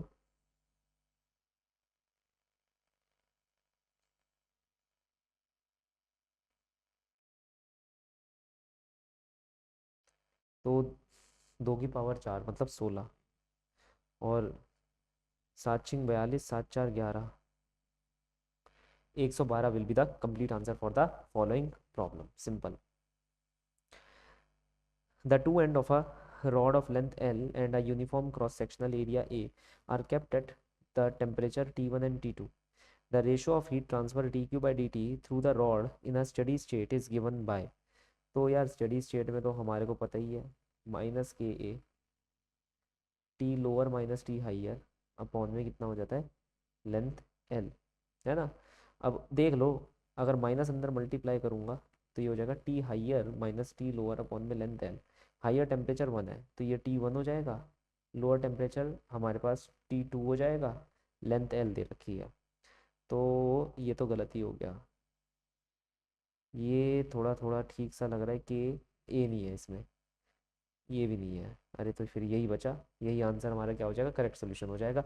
तो लॉ ऑफ कंडक्शन को हम लगा देंगे, कुछ भी नहीं था इसके अंदर, तो वैल्यू ही पुट करनी थी, ये तो मतलब सबसे आसान क्वेश्चन होता 2009 का, वाह। The next question says that a black body is at 727 degree Celsius. It emits energy at rate which is proportional to, यार एक बात बताओ, 727 डिग्री सेल्सियस का मतलब है 1000 का केल्विन, है ना, 1000 kelvin.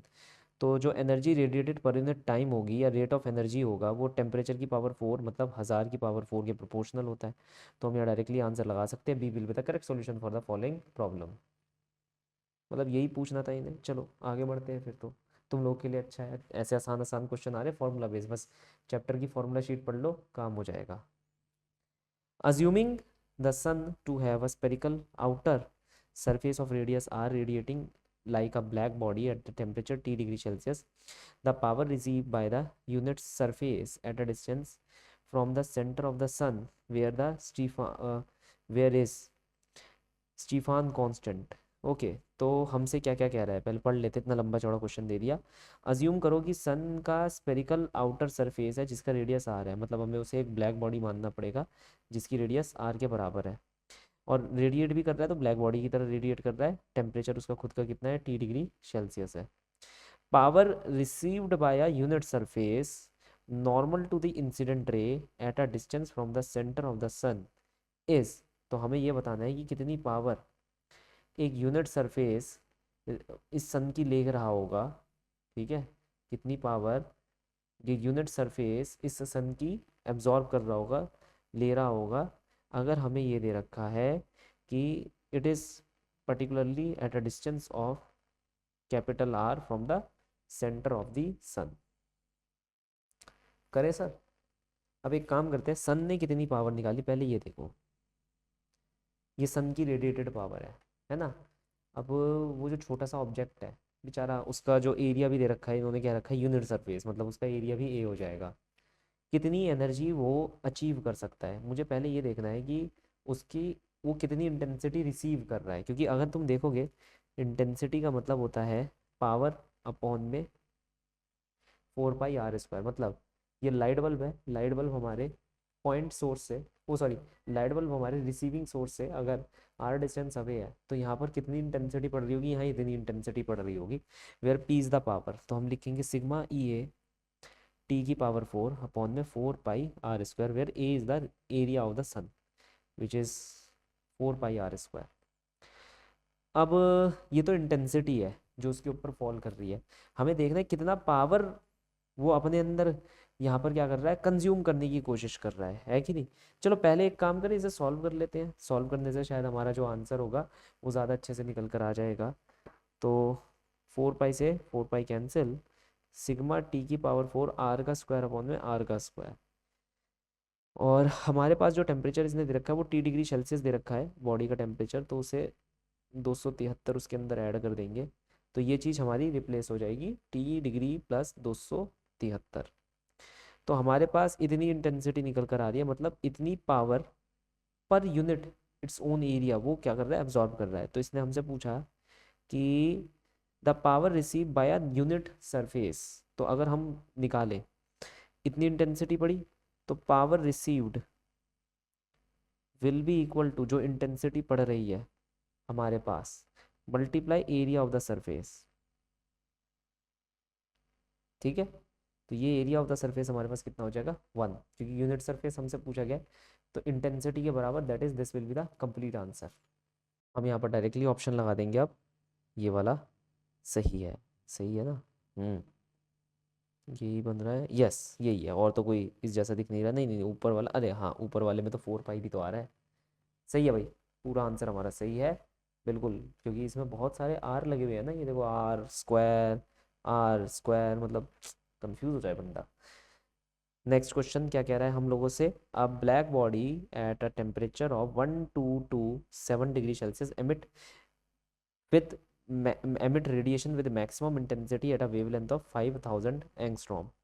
If the temperature of the body is increased to 1000 degree Celsius, the maximum intensity will observed be।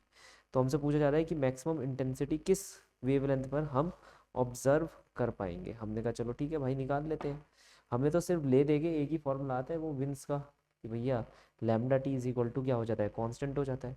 अब हमने यहाँ पर लिखा कि पहले वाले में 1227 डिग्री, तो 1227 में 273 अगर मैं ऐड कर दूँ तो 1500 आ जाएगा, और 1000 में अगर 273 मैं ऐड कर दूँ, 1000 डिग्री सेल्सियस है ना, हाँ, तो 1000 डिग्री सेल्सियस में अगर मैं 273 ऐड कर दूँ तो 1273 हमारे पास आंसर निकल कर आएगा, और तो कुछ नहीं।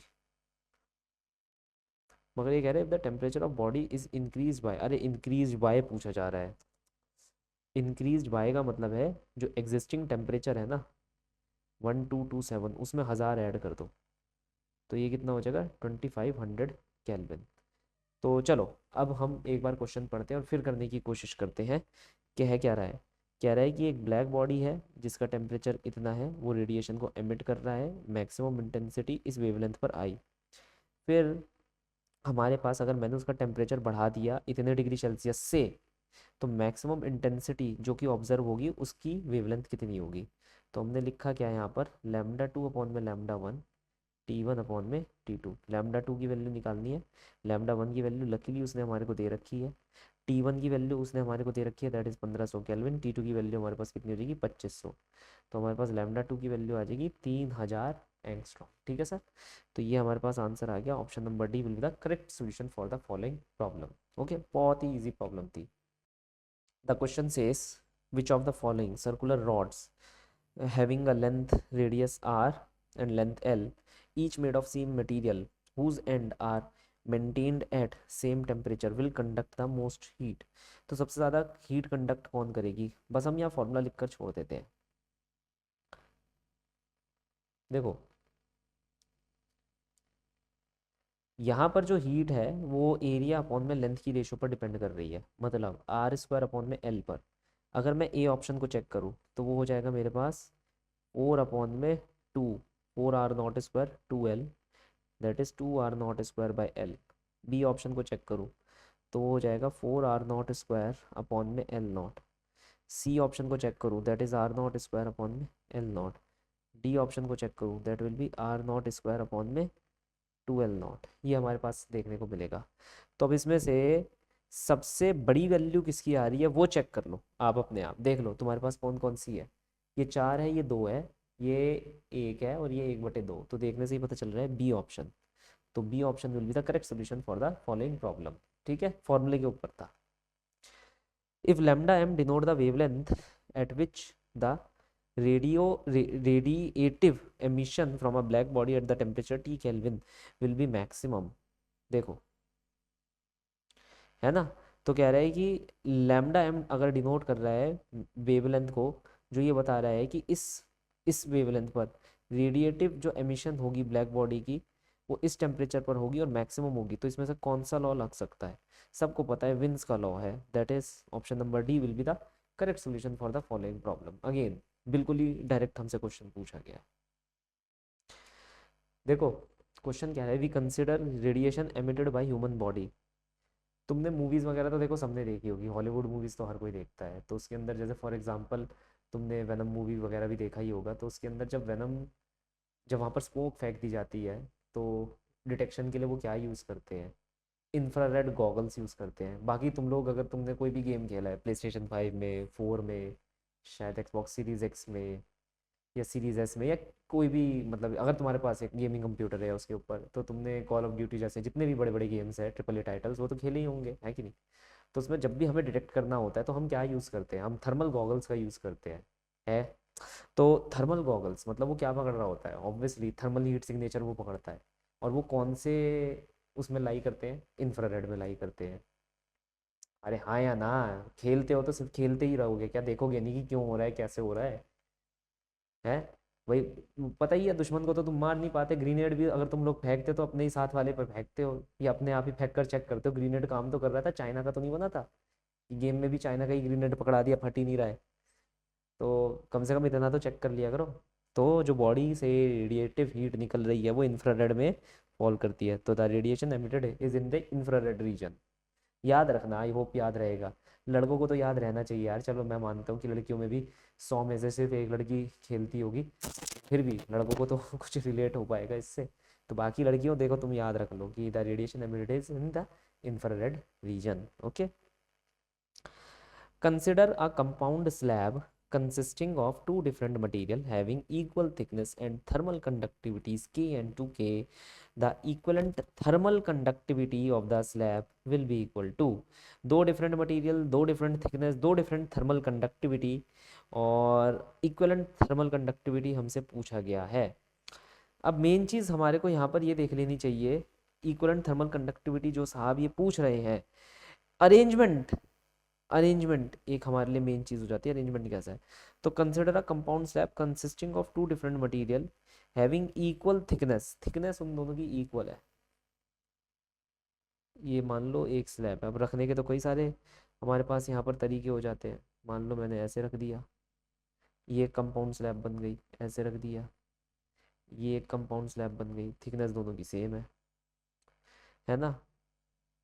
And thermal conductivity K2K, the equivalent thermal conductivity of the slab will be equal to। देखो हम एक काम करते हैं, क्योंकि इसमें हमें कुछ दे तो रखा नहीं है कि भैया इक्वल लेंथ है या फिर इक्वल एरिया है, कुछ नहीं दे रखा। तो दोनों ही हम निकाल कर देख लेते हैं। इसने बस क्या रखा है, having equal thickness and thermal conductivities. मुझे पक्का पता है इक्वल लेंथ भी होगा, वरना तो आंसर आ ही नहीं सकता है ना। तो चलो एक बार हम करते क्या है, इक्वल लेंथ में हम इन्हें सीरीज में लगा देते हैं और फिर आंसर निकालते हैं। तो कितना हो जाएगा हमारे पास के, सॉरी एल अपॉन में के अपॉन में एल, तो कितना होगा 2L, दोनों की लेंथ सेम है, अपॉन में के अपॉन में एल प्लस 2K अपॉन में एल, तो ये हो जाएगा 2/3। नहीं कुछ, अरे हम्म, कुछ उल्टा सीधा तो नहीं कर दिया? नहीं, के इक्वलेंट तो यही होना चाहिए। अरे एल अपॉन में के, सॉरी एल अपॉन में के होना चाहिए यहाँ पर, फॉर्मूला उल्टा लिख दिया। ये हो जाएगा एल अपॉन में के और ये हो जाएगा एल अपॉन में 2K। तुम्हारे पास आंसर निकल कर आएगा 4/3K। तो अगर सीरीज में देखा जाए तो हमारे पास आंसर कुछ इतना निकल कर आएगा। अगर अगर मान लो हम इसे मान लेते हैं कि भाई हमारी जो दोनों रॉडें हैं वो सीरीज में रखी हुई है, दोनों की लेंथ सेम है, थिकनेस सेम है, और अगर मान लो वो पैरेलल में रखी होती तो हम क्या लिखते, A, KA। मगर इसके लिए हमें एरिया सेम लेना पड़ेगा क्योंकि दे नहीं रखा तो सेम ही लेंगे हम। अच्छा मैंने उल्टा लिख दिया फॉर्मूला, हाँ बिल्कुल सही, ये है फॉर्मूला पैरेलल का। तो ये हो जाएगा KA 2KA अपॉन में A+A, दैट इज़ 3/2K। तो ऐसा तो कुछ देखने को मुझे मिल नहीं रहा कहीं पर भी, तो यहाँ पर यही ऑप्शन सही है कि भैया हमने दोनों रॉडों को सीरीज में लगाया, दोनों की थिकनेस सेम है और दोनों ऐसे लगे, ये भी लेंथ एल ये भी length L, that is option number B will be the correct solution for the following problem. तो यहाँ लिखना चाहिए ना, यहाँ लिखना चाहिए equal length and put in series. चलो इक्वल लेंथ लिख देते तो भी हम दिमाग लगाकर, मतलब यार जुगाड़ लगाकर तो समझ ही जाते ना सीरीज में रखा हुआ है। एरिया लिख देते तो हम समझ जाते कि पैरेलल में रखा हुआ है, कुछ ऐसे लिख ही नहीं रखा। चलो कोई नहीं, अपने को तो पता चल गया ना, अंदाजा लगाकर भी सही आंसर लगा दिया, देख रहे हो। The next question says for a black body at a temperature of 727 degree Celsius, its radiating power is 60 watt, okay, and temperature of the surrounding is 227. If temperature of the black body is changed to 1227 degree Celsius, then it radiating power will be. देखो ये तो हो गया 1500 kelvin, मेरा दिमाग अभी सिर्फ और सिर्फ इतना काम कर रहा है कि इन सबको कन्वर्ट कर रहा है, और ये 227 का मतलब हो गया 500 केल्विन, तो सबको मैंने यहाँ पर कन्वर्ट कर लिया। अब मैं क्वेश्चन पढ़ूंगा। कह रहे एक पर्टिकुलर ब्लैक बॉडी के लिए जब टेम्परेचर 1000 केल्विन है तो रेडिएटिंग पावर 60 वाट है, और अगर टेम्परेचर 227 है सराउंडिंग का, ये हमें गिवन है, ये सराउंडिंग का टेम्परेचर है, फिर हमसे बोला गया अगर मान लो टेम्परेचर ब्लैक बॉडी का हमने चेंज कर दिया 1227 डिग्री सेल्सियस पर, तो रेडिएटिंग पावर हमारे पास कितनी होगी। रेडिएटिंग पावर कितनी होती है, sigma E A, T of body की पावर 4 टी नॉट की पावर 4। तो मतलब इसके ऊपर डिपेंड कर रहा है। तो पहले केस के अंदर हमारे पास आंसर क्या आएगा, 60 watt is directly proportional to 1000 की पावर 4 माइनस 500 की पावर 4, और दूसरा आएगा हमारे पास x, late it B x, हमें नहीं पता वो कितना है, तो उसको हम अननोन x मान लेंगे, डायरेक्टली प्रोपोर्शनल टू 1500 की पावर 4 माइनस माइनस माइनस 500 की पावर 4। अरे बाप रे यार, कि तुम्हें नहीं लगता है काफ़ी कैलकुलेशन करनी पड़ेगी? क्योंकि भाई मुझे तो लग रहा है बहुत तगड़ी कैलकुलेशन इसके अंदर करनी पड़ेगी। चलो दोनों को हम यहाँ पर एटलीस्ट डिवाइड तो कर ही सकते हैं। अगर मैं x की वैल्यू निकालूंगा तो वो कितनी हो जाएगी, 1500 की पावर 4, 500 की पावर 4 अपॉन में 1000 की पावर 4 माइनस 500 की पावर 4 मल्टीप्लाई बाय 60, तो ये कितना आ जाएगा, ओके 320 वाट। करवाया था इसलिए पता है, क्लास के अंदर यही दिया था क्वेश्चन, लगे रहे थे बेचारे वो करने में, इतनी मेहनत के बाद उन्होंने मुझे ये आंसर निकाल कर दिया। The question says consider two rod of same length and different specific heat S1 S2, thermal conductivity K1 K2 and area of cross section A1 A2, both having the temperature T1 T2, their rate of loss of heat due to the conduction are equal. Then देखो dq by dt will be equal to minus Ka change in temperature delta x। तो यहाँ पर इसने क्या क्या हमें दे रखा है, इसने बोल रखा है specific heat S1 S2, area A1 A2, temperature T1 T2, conductivity K1 K2। मतलब ये टेम्परेचर ये हमारे लिए मैटर नहीं करता क्योंकि दोनों के लिए सेम है, दोनों की लेंथ सेम है, तो ये भी मैटर नहीं करने वाला हमारे लिए, है ना, सिर्फ K और ये मैटर कर जाएगा। ये दोनों के लिए सेम है तो हम लिखेंगे Q dot for one equal to Q dot for two, तो K1 A1 for one, K2 A2 for two. तो ऑप्शन नंबर ए क्या हो जाएगा हमारा करेक्ट सोल्यूशन हो जाएगा इस पर्टिकुलर प्रॉब्लम का। Wien's displacement law express the relation between wavelength corresponding to maximum energy and absolute temperature। बिल्कुल सही sir. Which of the following is close to an ideal black body? Black lamp cavity maintained at constant temperature, platinum black and a lamp charcoal heated। देखो ये कह रहा है हमसे कि इनमें से कौन सा एक ब्लैक बॉडी की तरह बिल्कुल दिख सकता है। ब्लैक लैम्प तो नहीं दिखेगा, ठीक है, वो पिच ब्लैक नहीं होता। मतलब एक बार एनर्जी आए तो वो उसे बिल्कुल ही एब्जॉर्ब करके बैठ जाए। Cavity maintained at constant temperature, ये है हमारे पास। तो अगर हम कैविटी को एक कांस्टेंट टेम्परेचर पर मेंटेन करके रखते हैं, प्लेटिनियम ब्लैक ये नहीं हो सकता, lamp lump of charcoal heated to high temperature ये भी हमारे पास नहीं हो सकता, ठीक है। तो सिर्फ और सिर्फ हमारे पास क्या बच रहा है, cavity material at a constant temperature. अब देखो ना, अगर मान लो तुमने एक कैविटी बनाई, मैं ये क्यों कह रहा हूँ, देखो ऐसे बना लो, छोटा सा एक पिन होल ले लो और ये कैविटी बन गई तुम्हारे पास। अगर लाइट रेडिएशन तुम इस कैविटी से अंदर की तरफ फेंकोगे और अंदर एक बहुत ही सारा स्पेस है जो कि ऑब्वियसली कैविटी है, तो ये यहाँ पर से टकराती रहेगी। अब ये हमने इसको कैविटी को एक टेम्परेचर टी पर मेंटेन कर रखा है, टकराती रहेगी और चांसेस हैं कि इस रेडिएशन के बाहर आने के बहुत ही कम हो जाते हैं। तो ये कभी बाहर ही नहीं आ पाएगी, ठीक है, ज़्यादातर केसेस में। तो कभी बाहर नहीं आ पाएगी, तो जो एनर्जी तुमने दी वो सारी एब्जॉर्ब हो गई। तो एक कैविटी एक बहुत ही अच्छा रिप्रेजेंटेशन हो जाता है। मैं ये नहीं कह रहा कि देखो ब्लैक लैम्प नहीं हो सकता, लेकिन they can be near about to black body but not exactly a black body. Near about हो सकते हैं मगर ब्लैक बॉडी मान लेना गलत ही होगा, ठीक है, वो नहीं मान सकते। तो आंसर कैविटी रहेगा क्योंकि मिनिमम चांसेस के पास इस रेडिएशन के पास वापस बाहर आने के। The rate of heat flow through a cylindrical rod is H1. Temperature of the end of the rod are T1, T2. If all the dimensions of the rod become double and temperature difference remain the same, the rate of heat flow become। तो हमारे को पता ही है rate of heat flow जो होता है वो के ए हाइयर माइनस लोअर अपॉन में लेंथ एल पर डिपेंड करता है। तो इसने हमसे बोला कि ये सेम है, इसे चेंज नहीं कर रहा, लेकिन डायमेंशन बढ़ा देता हूँ। तुमने रेडियस को बढ़ाया, मान लो 2 गुना या 3 गुना करा, तुमने लेंथ को 2 गुना या 3 गुना करा, तो उससे हीट में चेंज हो गई होगा।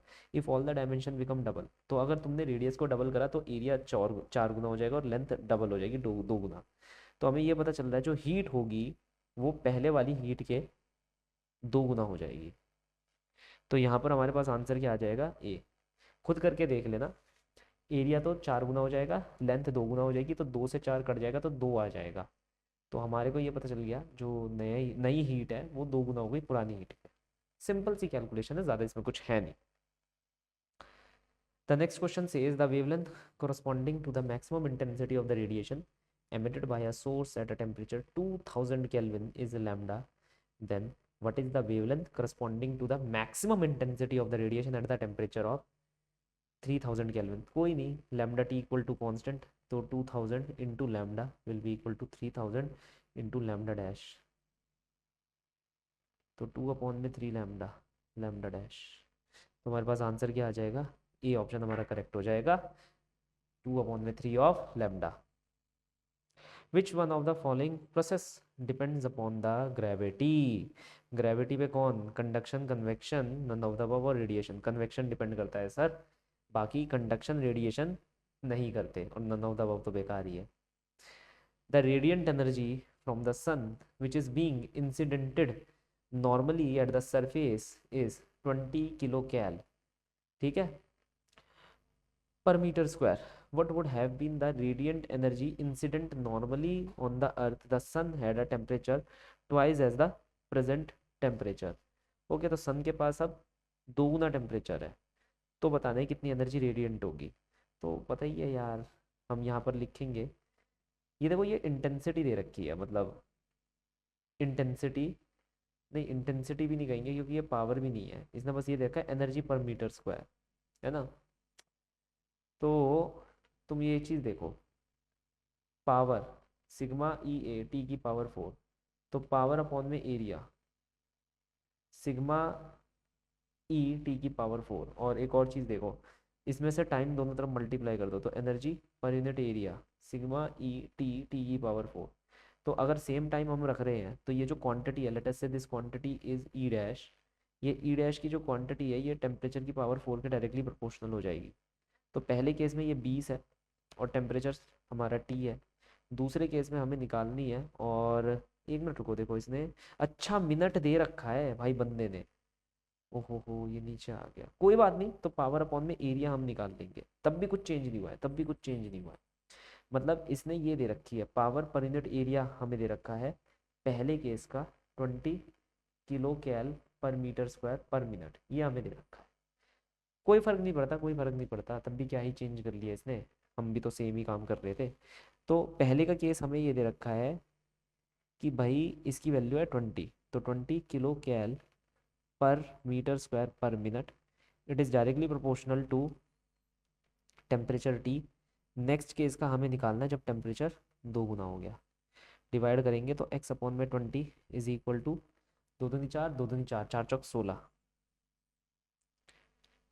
तो x की वैल्यू क्या थी, 20 × 16 मतलब 320। तो ये ऑप्शन हमारे पास कौन सा आ जाएगा, option number C will be the correct solution for the following problem. Now the question says a black body temperature of 500 Kelvin, it emit energy at the rate which is proportional to 500 की power 4। ये तो सभी जानते हैं, है ना, कि energy per unit time जो वो एमिट कर रहा है या रेट ऑफ एनर्जी एमिशन इस टेम्परेचर की पावर 4 पर वो डिपेंड कर जाता है। तो बस हो गया हमारे पास ये आंसर। हीट एसोसिएटेड विद, हमसे पूछा जा रहा है heat associated with kinetic energy of a random motion of molecules, kinetic energy of orderly motion of molecules, orderly तो कभी होता ही नहीं है, रैंडम होता है, ठीक है। Kinetic energy of random and orderly motion, अबे क्या ही ऑर्डरली क्या होता है भाई, इधर उधर भाग रहे होते हैं सबके सब। Kinetic energy of random motion in same case the kinetic energy of orderly motion, no sir, heat जो एसोसिएटेड होती है वो रैंडम मोशन पे होती है। तुमने एनर्जी दी भाई, गर्मियों के समय में सब इधर उधर इसलिए तो भाग रहे होते हैं, आग लगा दो एकदम से सारे के सारे इधर उधर भागने लग जाएंगे, ऑर्डरली भागेंगे क्या, नहीं नहीं लाइन बनेगी फिर भागेंगे, नहीं भाई, सब इधर उधर भागते हैं। तो रैंडम मोशन होता है, हीट जो होती है वो एसोसिएट होती है kinetic energy of random motion of particle से, ये ध्यान रखना। ओके आगे बढ़ते हैं। Sphere, a sphere, a cube, a thin circular plate, all have same material, same mass and are initially heated to the same high temperature। तो इनमें से plate will cool faster and cube will cool slowest, sphere will cool fastest, cube will cool slowest, plate will cool fastest, sphere and the cube will be slowest, cube cool fastest, plate slowest। अच्छा मतलब कौन सबसे पहले और कौन सबसे बाद में, मतलब कूल डाउन हो रहा है, रेट ऑफ कूल डाउन हम पूछ रहे हैं, मतलब ये हम पूछे जा रहा है dt/dt। तो देखो हमने कौन सा लॉ पढ़ा था यार, एक रेट ऑफ कूलिंग, हाँ हाँ रेट ऑफ कूलिंग का, उसी का फॉर्मूला लिख देते हैं ना।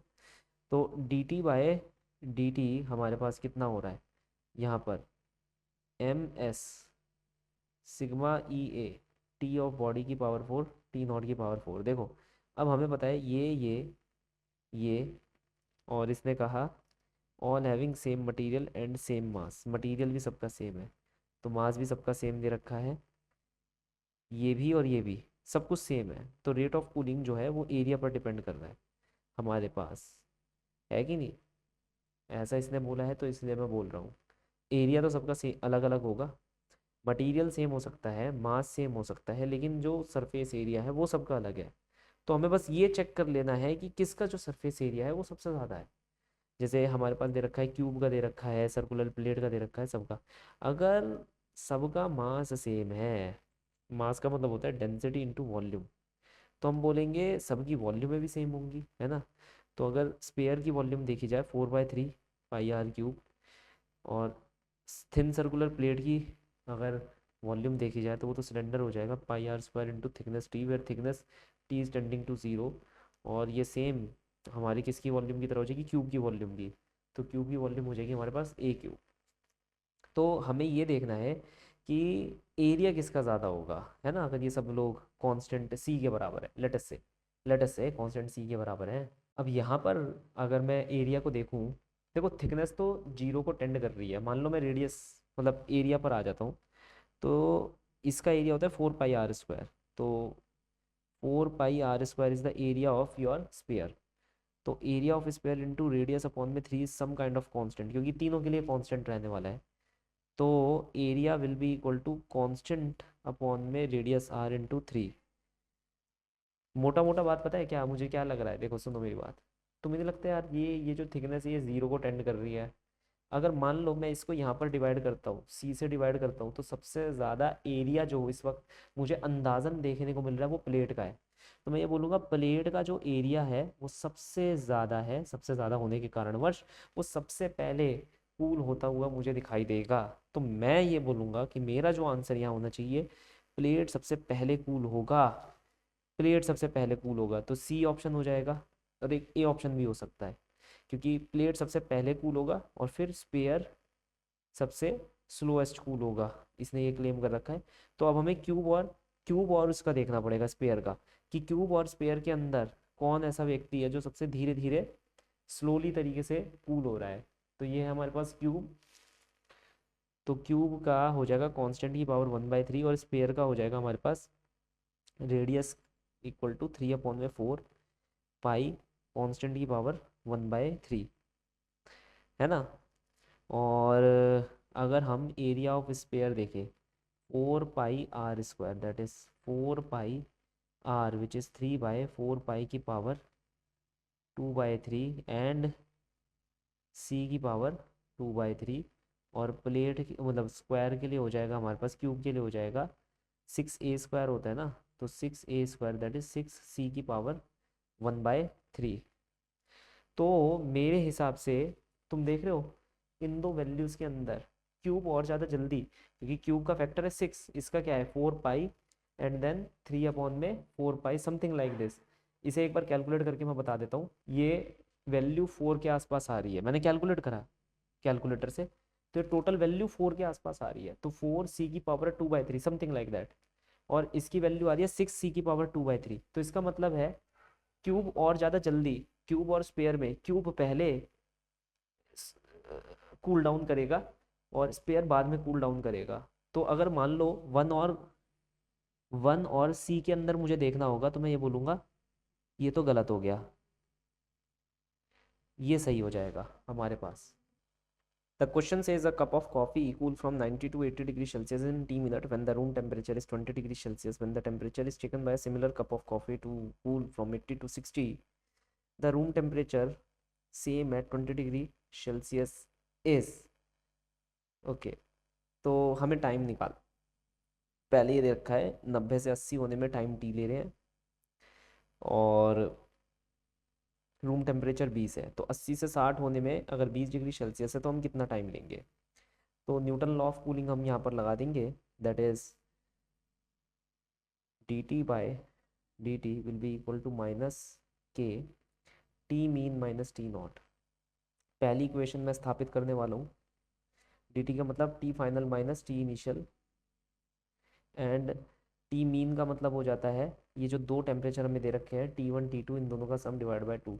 तो 8 9 17, 17 डिवाइड बाय 2 हमारे पास। तो डायरेक्टली हम लिख देंगे, एक मिनट मैं पहले लिख कर ही दिखा देता हूँ, 170/2 माइनस 20, ठीक है। तो ये 2 दूनी 4, 130/2 35, तो 65 हो जाएगा। ये पहली इक्वेशन आ गई।